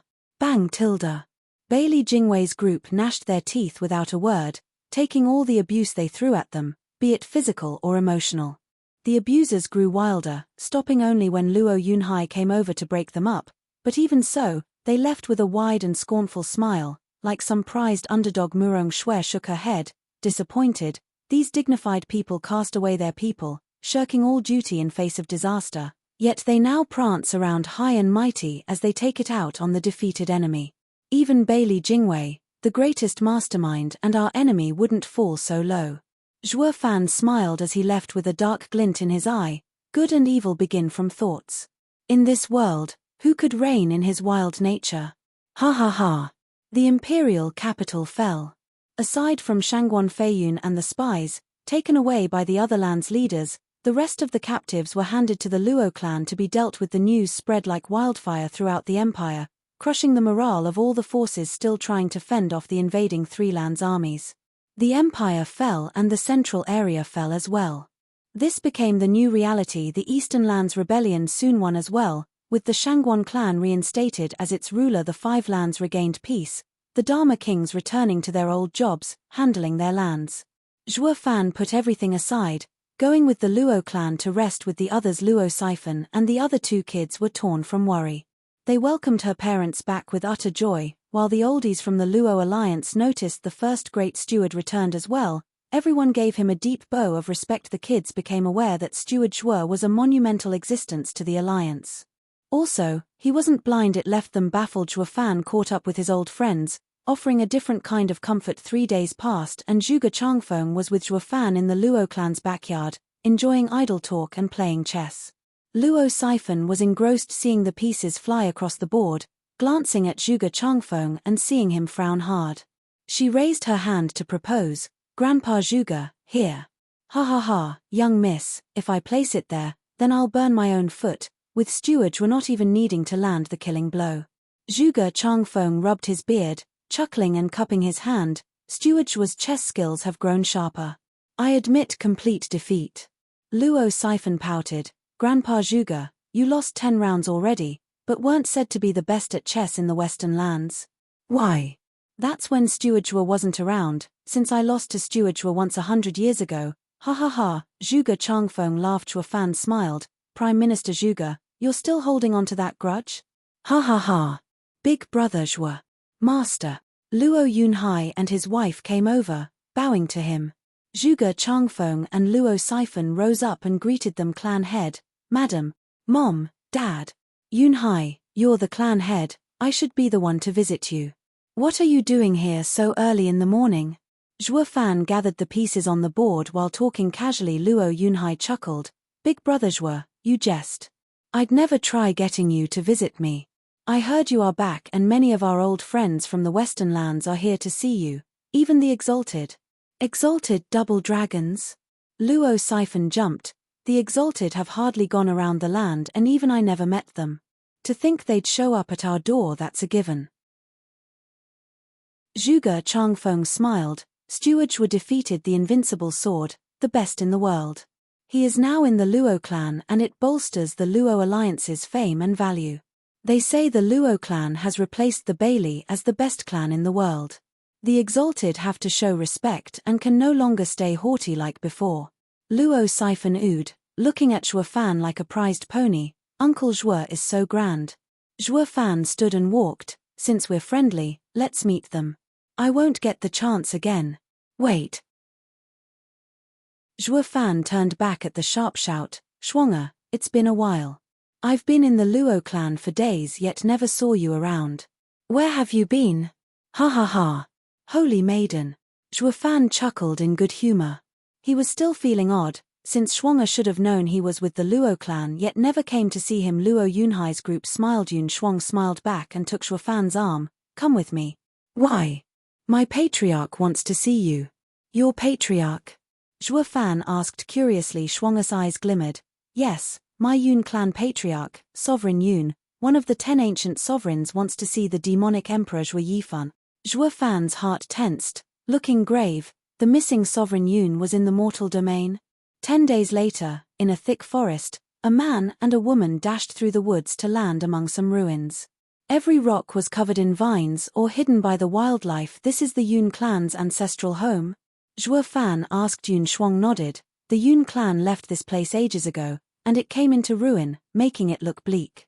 If not for the last 5 lands war growing to such a scale, I might have never come back here to seek my patriarch's blessing. I then stayed here, under his guidance, to cultivate. Yun Shuang made a sign and the random rocks scattered about rippled, and the air shimmered in front. Let's go. Giving Zhuo Fan a smile, she pulled his hand as she took the lead to enter the shimmering air.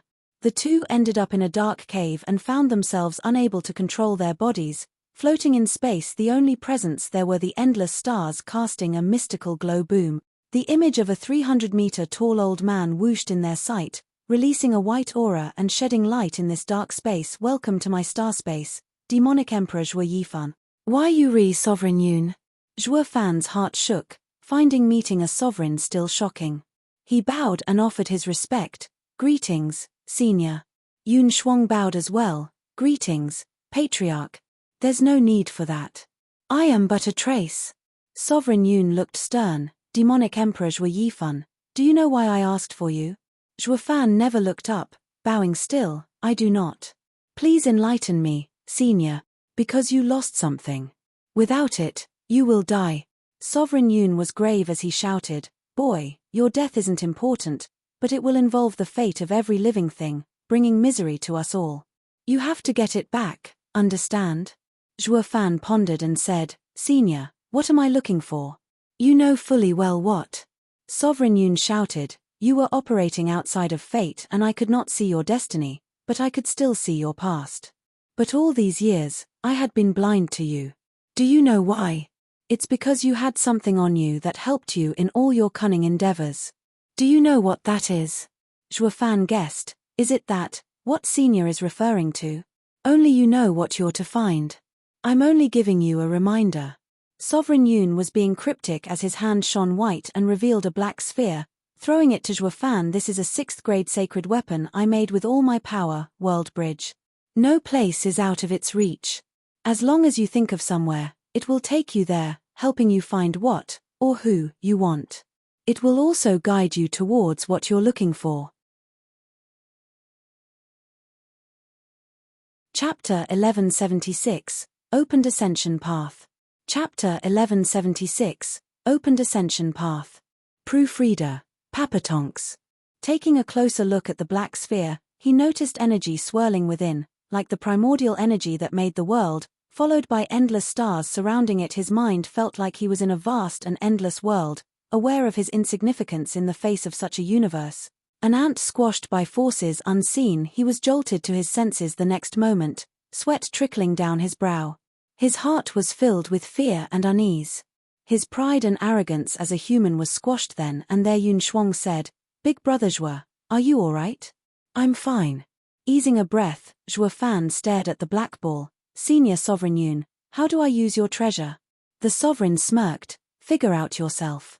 No matter who or what you're looking for, this world bridge will help you. That's all I had to say, boy. You can go. Sovereign Yun flicked his hand and an astral wind sent Zhuo Fan flying. Yun Shuang started, Big brother Zhuo. Shuanger. Sovereign Yun shouted, as did Yun Shuang. She turned back and said, Patriarch. I'm about to fade away. Sovereign Yun turned transparent, yet he smiled. Since ancient times, this trace remained because of Worldbridge's help. All I've been doing was waiting for a man to appear to give it to him. Now that time has come and I shall vanish. The rest is up to him. Don't let it all go to waste. The voice faded as well. In this dark place with a boom, everything collapsed, turning into fading glimmers. The sun shone within, revealing just an ordinary cave. Patriarch. Shuanger lamented, bowing at the deep cave before leaving with a start. Zhuo Fan plopped on the ground, thrown among rocks and kicking up dust. Finally straightening himself, he said, I was clearly in the mountain and now I'm at its foot. The senior sure doesn't see his guests out. Talk about rude. Big brother Zhuo came over and saw him covered in dust. Are you alright? Patriarch's dismissal can be a bit harsh. Zhuo Fan patted the dust off his clothes. It's fine. But are all sovereigns like that? Do all of them have weird hobbies? Zhuo giggled. Big brother Zhuo is going back to sacred domain. Can you take me along? Why? You need help and I can lend a hand. Oh, that. Zhuo Fan hesitated, put on the spot. Peak Genesis stage isn't bad, but I know you're bad at fighting. Sacred domain is too. Zhuo was firm in this. Don't underestimate me. Zhuo's eyes shone an eerie blue and an astonishing power came out. With rumbling combing from everywhere, the entire mountain range crumbled on the spot. But it wasn't due to the shaking, it was because it was flattened. Zhuo Fan felt heavy as well and sank into the earth. Everything in 100 miles sank 300 meters. Zhuo stopped and looked in pride. Well, big brother Zhuo? That's a third of what I can do. I refrained from flattening 1,000 miles around since there are people living here. And that's not even my special skill.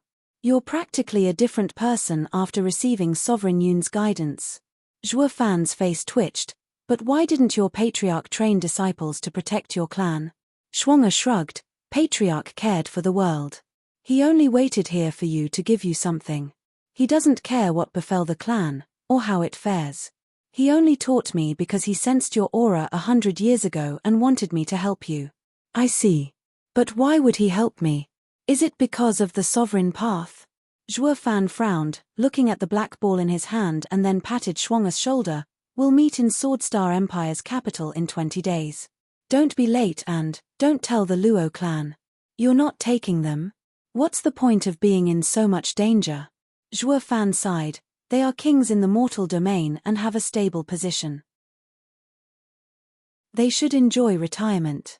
By going to sacred domain instead, they will have to start over, facing danger upon danger. In short, there are many horrible men there, and even more hidden experts unaccounted for. I even feel scared. Taking them along will make it hard to protect them. Zhuo nodded and sighed. The two returned to the Luo clan and stayed for a few days, meeting old friends from Western lands before leaving for the Empire's capital.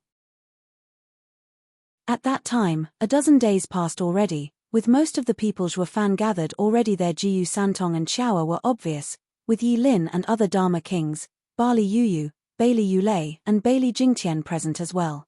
Even Murong Shui was going. Miss Murong, you're coming along? Zhuo Fan asked. Murong Shui nodded. My sight has broadened and I wish to see the upper world, if you don't mind. I don't, not since you're your brother's problem now. If he doesn't mind, why should I? Ha ha ha. Zhuo Fan came before the Thunder Pavilion. There was not a trance of lightning as before, turned into an average place. That was because a month back, Zhuo Fan threw a casual seal over it when he was here. Glancing at the bowing Wu Randong nearby, Zhuo Fan said, after we leave, you are to watch over the mortal domain. At my signal, activate the second array, got it? Krista Clerl. Palace Lord, the Empire is gone and my hatred has quelled. I only wish to fulfill the Palace Lord's orders. Wu Randong bowed sternly. Zhuo Fan nodded and made a sign.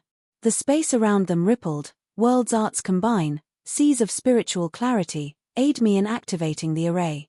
Open the path to heaven and guide me on my journey. Boom. Every land began shaking, the sky filled with the cries of the frightened. The tunnels dug throughout the lands and packed with sacred stones intertwined as they activated and linked the 5 lands into one gargantuan array. Whoosh tilde. A white pillar shot into the sky from the former beast-taming sect. Violent and volatile power gushed from it, racing through and into the array dug underground, all the way to the imperial capital. Russell tilde. More pillars of light shot out, from Ultimate Clarity sect, North Sea, the former Flying Cloud Manor and more. It was like they connected heaven with the earth, unleashing tremendous power. The people near these locations blanked out on the spot. Even Genesis experts could barely breathe from the pressure. They could barely crawl on the ground, horrified at the development. 7 pillars in all, scattered throughout the 5 lands, rose into the air. The thick spiritual energy from the sacred domain came pouring in from the whirlwind tunnels, fueling the huge array, and coming to the imperial capital. Dragon ancestor roared in joy, ha ha ha, at long last, the time of our freedom has come, ha ha ha. Finally completed. The kid is about to return, ha ha ha. Safe travels, old friend.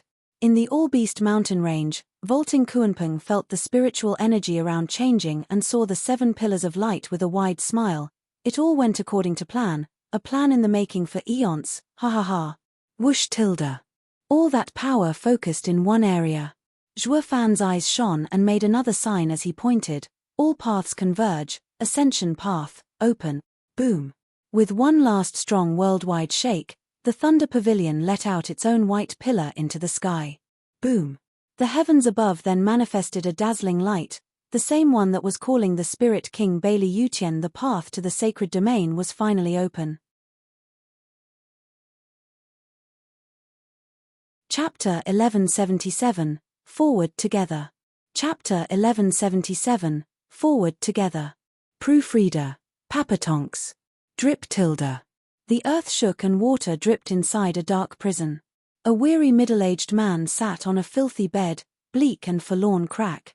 Noise came from just outside, with a man bowing. Greetings, Your Majesty. Open the cell. Yes. A man in royal garb stepped in, looking at the prisoner in ruined clothes. Imperial brother, did you hear? That's the sound of old friends leaving. But even as the ruler of a nation, I still had no suitable parting gift. Who is leaving? The prisoner looked up, staring at Tianyu's emperor. Yuan Tsong sighed. My sworn brothers, of course, Zhuo Fan and the Luo clan. They're going to a bigger world and reaching new heights we could never even dream of. I can only stay here and wish them safe travels. Ha ha ha, for Your Majesty to come see a traitor in person, is it just to show off? Yuan Yong mocked. I sided with the Swordstar Empire, the greatest power, only for Zhuo Fan to later destroy it. Now you have caught me and must be mighty pleased. Now there's no chance of me fighting back. I am at your whim, to kill, to maim. Yuan Tsong looked saddened. Second brother, to be honest, I'd have truly removed you if this happened 100 years ago. But now, everything changed. I've felt my power waning with the Luo alliance hanging overhead. I've been depressed and forlorn. But then, Luo Yunhai returned to me my full authority. I thought I'd be happy, but all I found within me was an endless void. Void? Yes. Yuan Tsong sighed. What's so great about imperial power, when all is so futile? For this power I killed my elder brother, harmed my father, and then became a puppet just so that someone would throw me back out like trash. The moment the power returned to me, I cried. What the hell is this? Kings and officials, fathers and sons, tear at each other, and for what? So that one man can stand alone, in the cold harsh emptiness. Yuan Tsong teared up, leaving Yuan Yong in shock. Yes, just what is authority, to make me, the foolish and chubby third brother, so ruthless to kill our father and first brother, then hunt you down as well? Second brother, I am confessing here, but you shouldn't pin everything on me either. It was in fact the Crown Prince who killed our father then. I only joined later and killed the Crown Prince, on the charge of patricide. The Crown Prince killed our imperial father. Don't spout nonsense. Why did I hear then that you killed them, teaming up with the Luo clan to take power? That's the truth. You're my prisoner, so why would I bother making everything up? Yuan Tsong sighed. Imperial father drew outsiders to fight the Luo clan and set the stage for the Crown Prince's death, also he could leave the lands to me. In the end, the Crown Prince struck first, the Luo clan had shockingly won, and with them in the shadows, I became their puppet emperor. If it weren't for the Luo clan, it still would have been me who inherited it. For Imperial father never planned on giving power to the Crown Prince. Yuan Yong's face shook. How can that be? I thought you killed them, and I've always sought revenge. When the Imperial members vie for power, who doesn't seek revenge? Yuan Tsong sighed. Everyone went insane, trying to cull everyone outside of their control. Be it our Imperial father or the Crown Prince who won, neither would have let you, the imprisoned second brother, free. I as well was a threat to the throne and removed. Yuan Yong squinted in a daze, then he slumped powerlessly. What have I been doing this last century then? Helping those trying to kill me for revenge? Ha ha ha. Guard, release Yuan Yong. Yuan Tsong shouted and a soldier obeyed. Yuan Tsong gave him a long look, then smiled. I had a drink with Zhuofan a few days ago and realized a problem. He never cared for power, but winning against the world. We fought hard and bitterly, but won the rights to a life of solitude. Second brother, the other lands condemn their traitors, with Shangguan Feiyun, Bu Xingyun and the others having a sordid end. You are still my second brother, my only remaining brother. Zhuofan had been a true friend to give you to me and none other cared much either. Now, Yuan clan has another member left alive. Yuan Yong could finally move and doubted, aren't you afraid I'll come back to fight you? Fight me. I'm but the lord of a third-rate empire while you climbed to be a valued minister in the Swordstar Empire. Why would you come after me? Yuan Tsong mocked, turning to leave. Zhuofan left, Luo clan left, all old friends left. I have no brothers and I'm going to live a life of solitude. And with your crimes, even if I succeed the throne to you, would the Double Dragon Manor agree? If you can take down the Double Dragon Manor, why come for my throne then? Funny, isn't it? Ha ha ha. Yuan Yong's eye twitched as he watched the emperor leave. Nothing mattered in the end. It's all nothing but pure bias. Why even fight anymore? Ha ha. Yuan Yong walked out with a hunched back, feeling like centuries caught up with him. Meanwhile, Zhuofan finished the signs and regarded the light pillar. He turned to the others. This is the path to the upper world, follow me. Once we arrive, you have to listen to all I say, lest you get on someone's bad side and never see the light of day again. Yes. Everyone shouted. Yi Lin took the first step to Zhuofan. Big brother, isn't it a recoil array to break open the mortal domain? Why did it change into a path of ascension? What about master and others? They'll wait for a bit. Zhuofan squinted. Yi Lin, do you have that much trust in those old bones' words? All we got from what happened is from their mouths. Who can prove it's real? Zhuofan's eyes shone, emphasizing every word. You saw every aspect of humanity in the Five Lands War and can tell. Central Area defeating the Four Lands did not mean their destruction. For lands defeating the Empire didn't mean Central Area's fortune. Each power fights for itself. There's no morality involved, no good, no evil. By letting those old monsters go, can you guarantee it won't blow up in our faces? Yi Lin frowned in hesitation. Zhuofan had a grave look, putting a hand on his shoulder. We'll go first to see the situation in the sacred domain. If it's like those guys said, I'll give Wu Randong the signal and he'll activate the recoiling array to free them. But if it's a lie, painting themselves as victims, for their sake and that of world peace, they'll be locked up for the rest of their lives. Don't give me that and get a move on. Zhuofan pushed and threw Yi Lin into the pillar. Gone before he could scream. Zhuofan turned to the rest, beaming. Who's next? Me. A roar of anger came as a girl flashed in his view. Zhuofan started. Why, young miss, what? You foul cretin, you're taking off again and leaving us behind? No, it's just that there isn't suited for you. Big brother Zhuo, no matter what you say, we agreed to stay together. You have no right to slip away.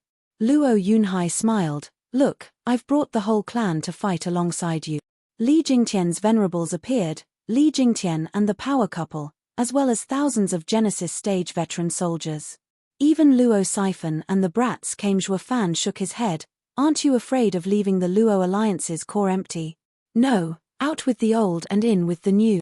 Luo Yunhai waved. We built the Luo Alliance here, then we can do it again there.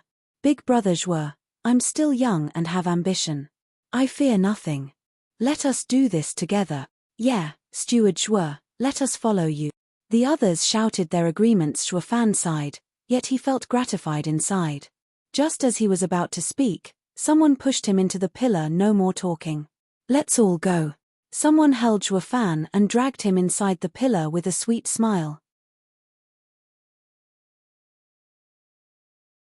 Chapter 1178, Lightning Tribulation. Chapter 1178, Lightning Tribulation. Proofreader, Papatonks. Tilda. Everyone vanished one after the other. Wu Randong made a sign when he was alone, and the gaudy pillar of light faded away. The other 7 pillars in the 5 lands followed suit. Wu Randong smirked, looking at the sky. take care, Palace Lord.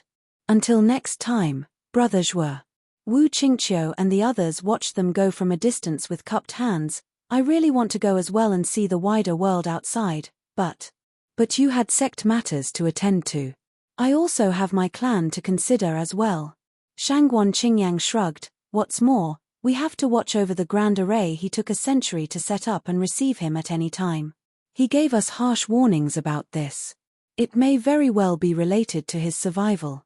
Wu Qingqiu nodded and smiled. Yes, he has a lot of trust in us, with his life even, to give us such a task, to cooperate with Devil Palace in guarding the grand array. We are not about to let him down. Ha ha ha. The others smiled broadly. While they watched Zhuofan go, filled with respect and trust, in Ultimate Clarity Sect, the dragon ancestor blinked at the sudden disappearance of the light pillars. What the hell? The mortal domain isn't open yet, so why did it stop? Then it hit him and he raged. Rotten cretin, you have the nerve to throw us away? Just you wait. You're going to pay for this. We'll wreck you so hard you'll come back crying, begging us for help. Curses. He left for good this time. In the North Sea, Heaven-Sealing CAO peeked his head out of the water, sensing the world settling, shaking his head in boredom. Boy, take care. Who knows when you'll be back? The huge head dipped back under the water. Being around Zhuofan for 100 years made him recall those ancient times he interacted with humans, filled with warmth and joy. Now, he was back to being alone. Whoosh tilde. The mortal domain's people each had their thoughts regarding Zhuofan's leaving. But in the sacred domain, in a scorched area, a beam of light appeared and people walked out of it. The thick spiritual energy slammed into their face, flooding their every fiber and making their yuan qi run wild without even focusing on cultivating. They all were left speechless. Is this the world the patriarch wanted to see? It's incredible. The degree of spiritual energy here is scary, no different from a sacred stone mine, no, 10 times denser.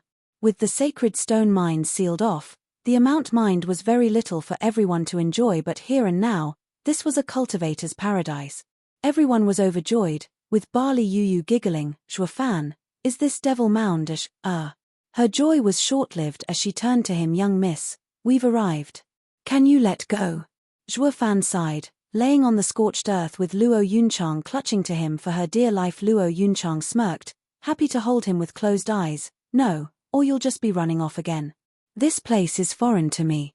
I couldn't find you in the 5 lands and this will go double here. So you better stay put, for I'm not letting you go.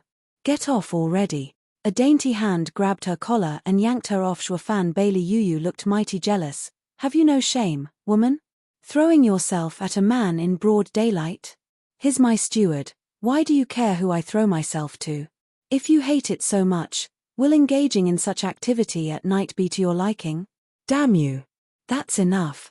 Barley Yu was fuming mad, but Zhuofan interfered. He brushed off the dust and stood up with a stern look. We have arrived and I have to give you fair warning not to wander about and draw trouble. We can't take any of it, understand? All were just as grave as him. Zhuofan continued. First off, this place is called the Sacred Domain.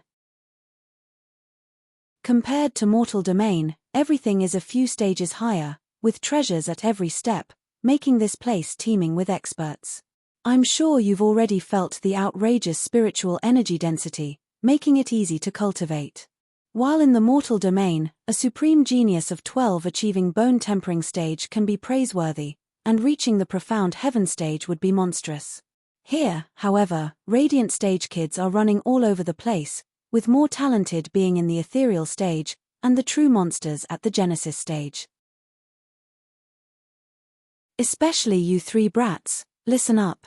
Your parents might have let you come to set up shop in this great place, but this is no paradise. It is hell.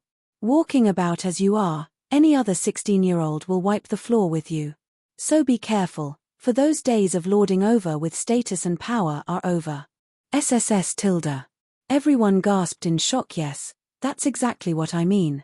In the mortal domain we were at the peak, but here we're at the bottom, no different than common people. Zhuofan spoke coldly, so in the sacred domain, if you want to hold any kind of power, you need to be a spirit king at the very least. Anything in the mortal stages are ants. That's why none of us have the right to show off and must keep our noses down.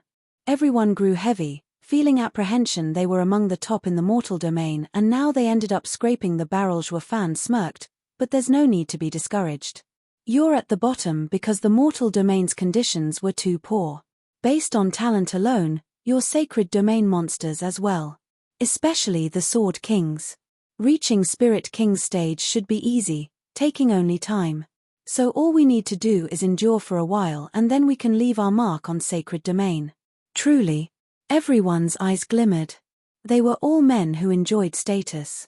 Even though they sank to rock bottom, they now had faith they could make a comeback. What of Devil Mountain? Is it the same as sacred domain? Barley Yu asked, getting the attention of everyone. Right, he always says he came from Devil Mountain, so why are we in sacred domain? Zhuo Fan's eyes shone, giving a sinister smirk. Of course it isn't. Devil Mountain is but a part of sacred domain. Don't be quick to think Devil Mountain is friendly either. From now on, Devil Mountain is in fact our greatest opponent.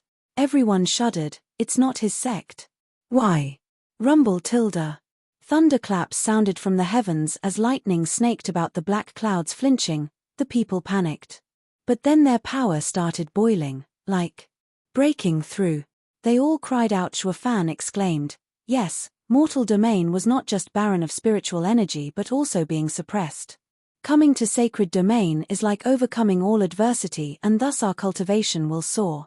Especially a Sword King's, who had been kept at the peak for too long, he'll be rushing to advance, without a moment to lose.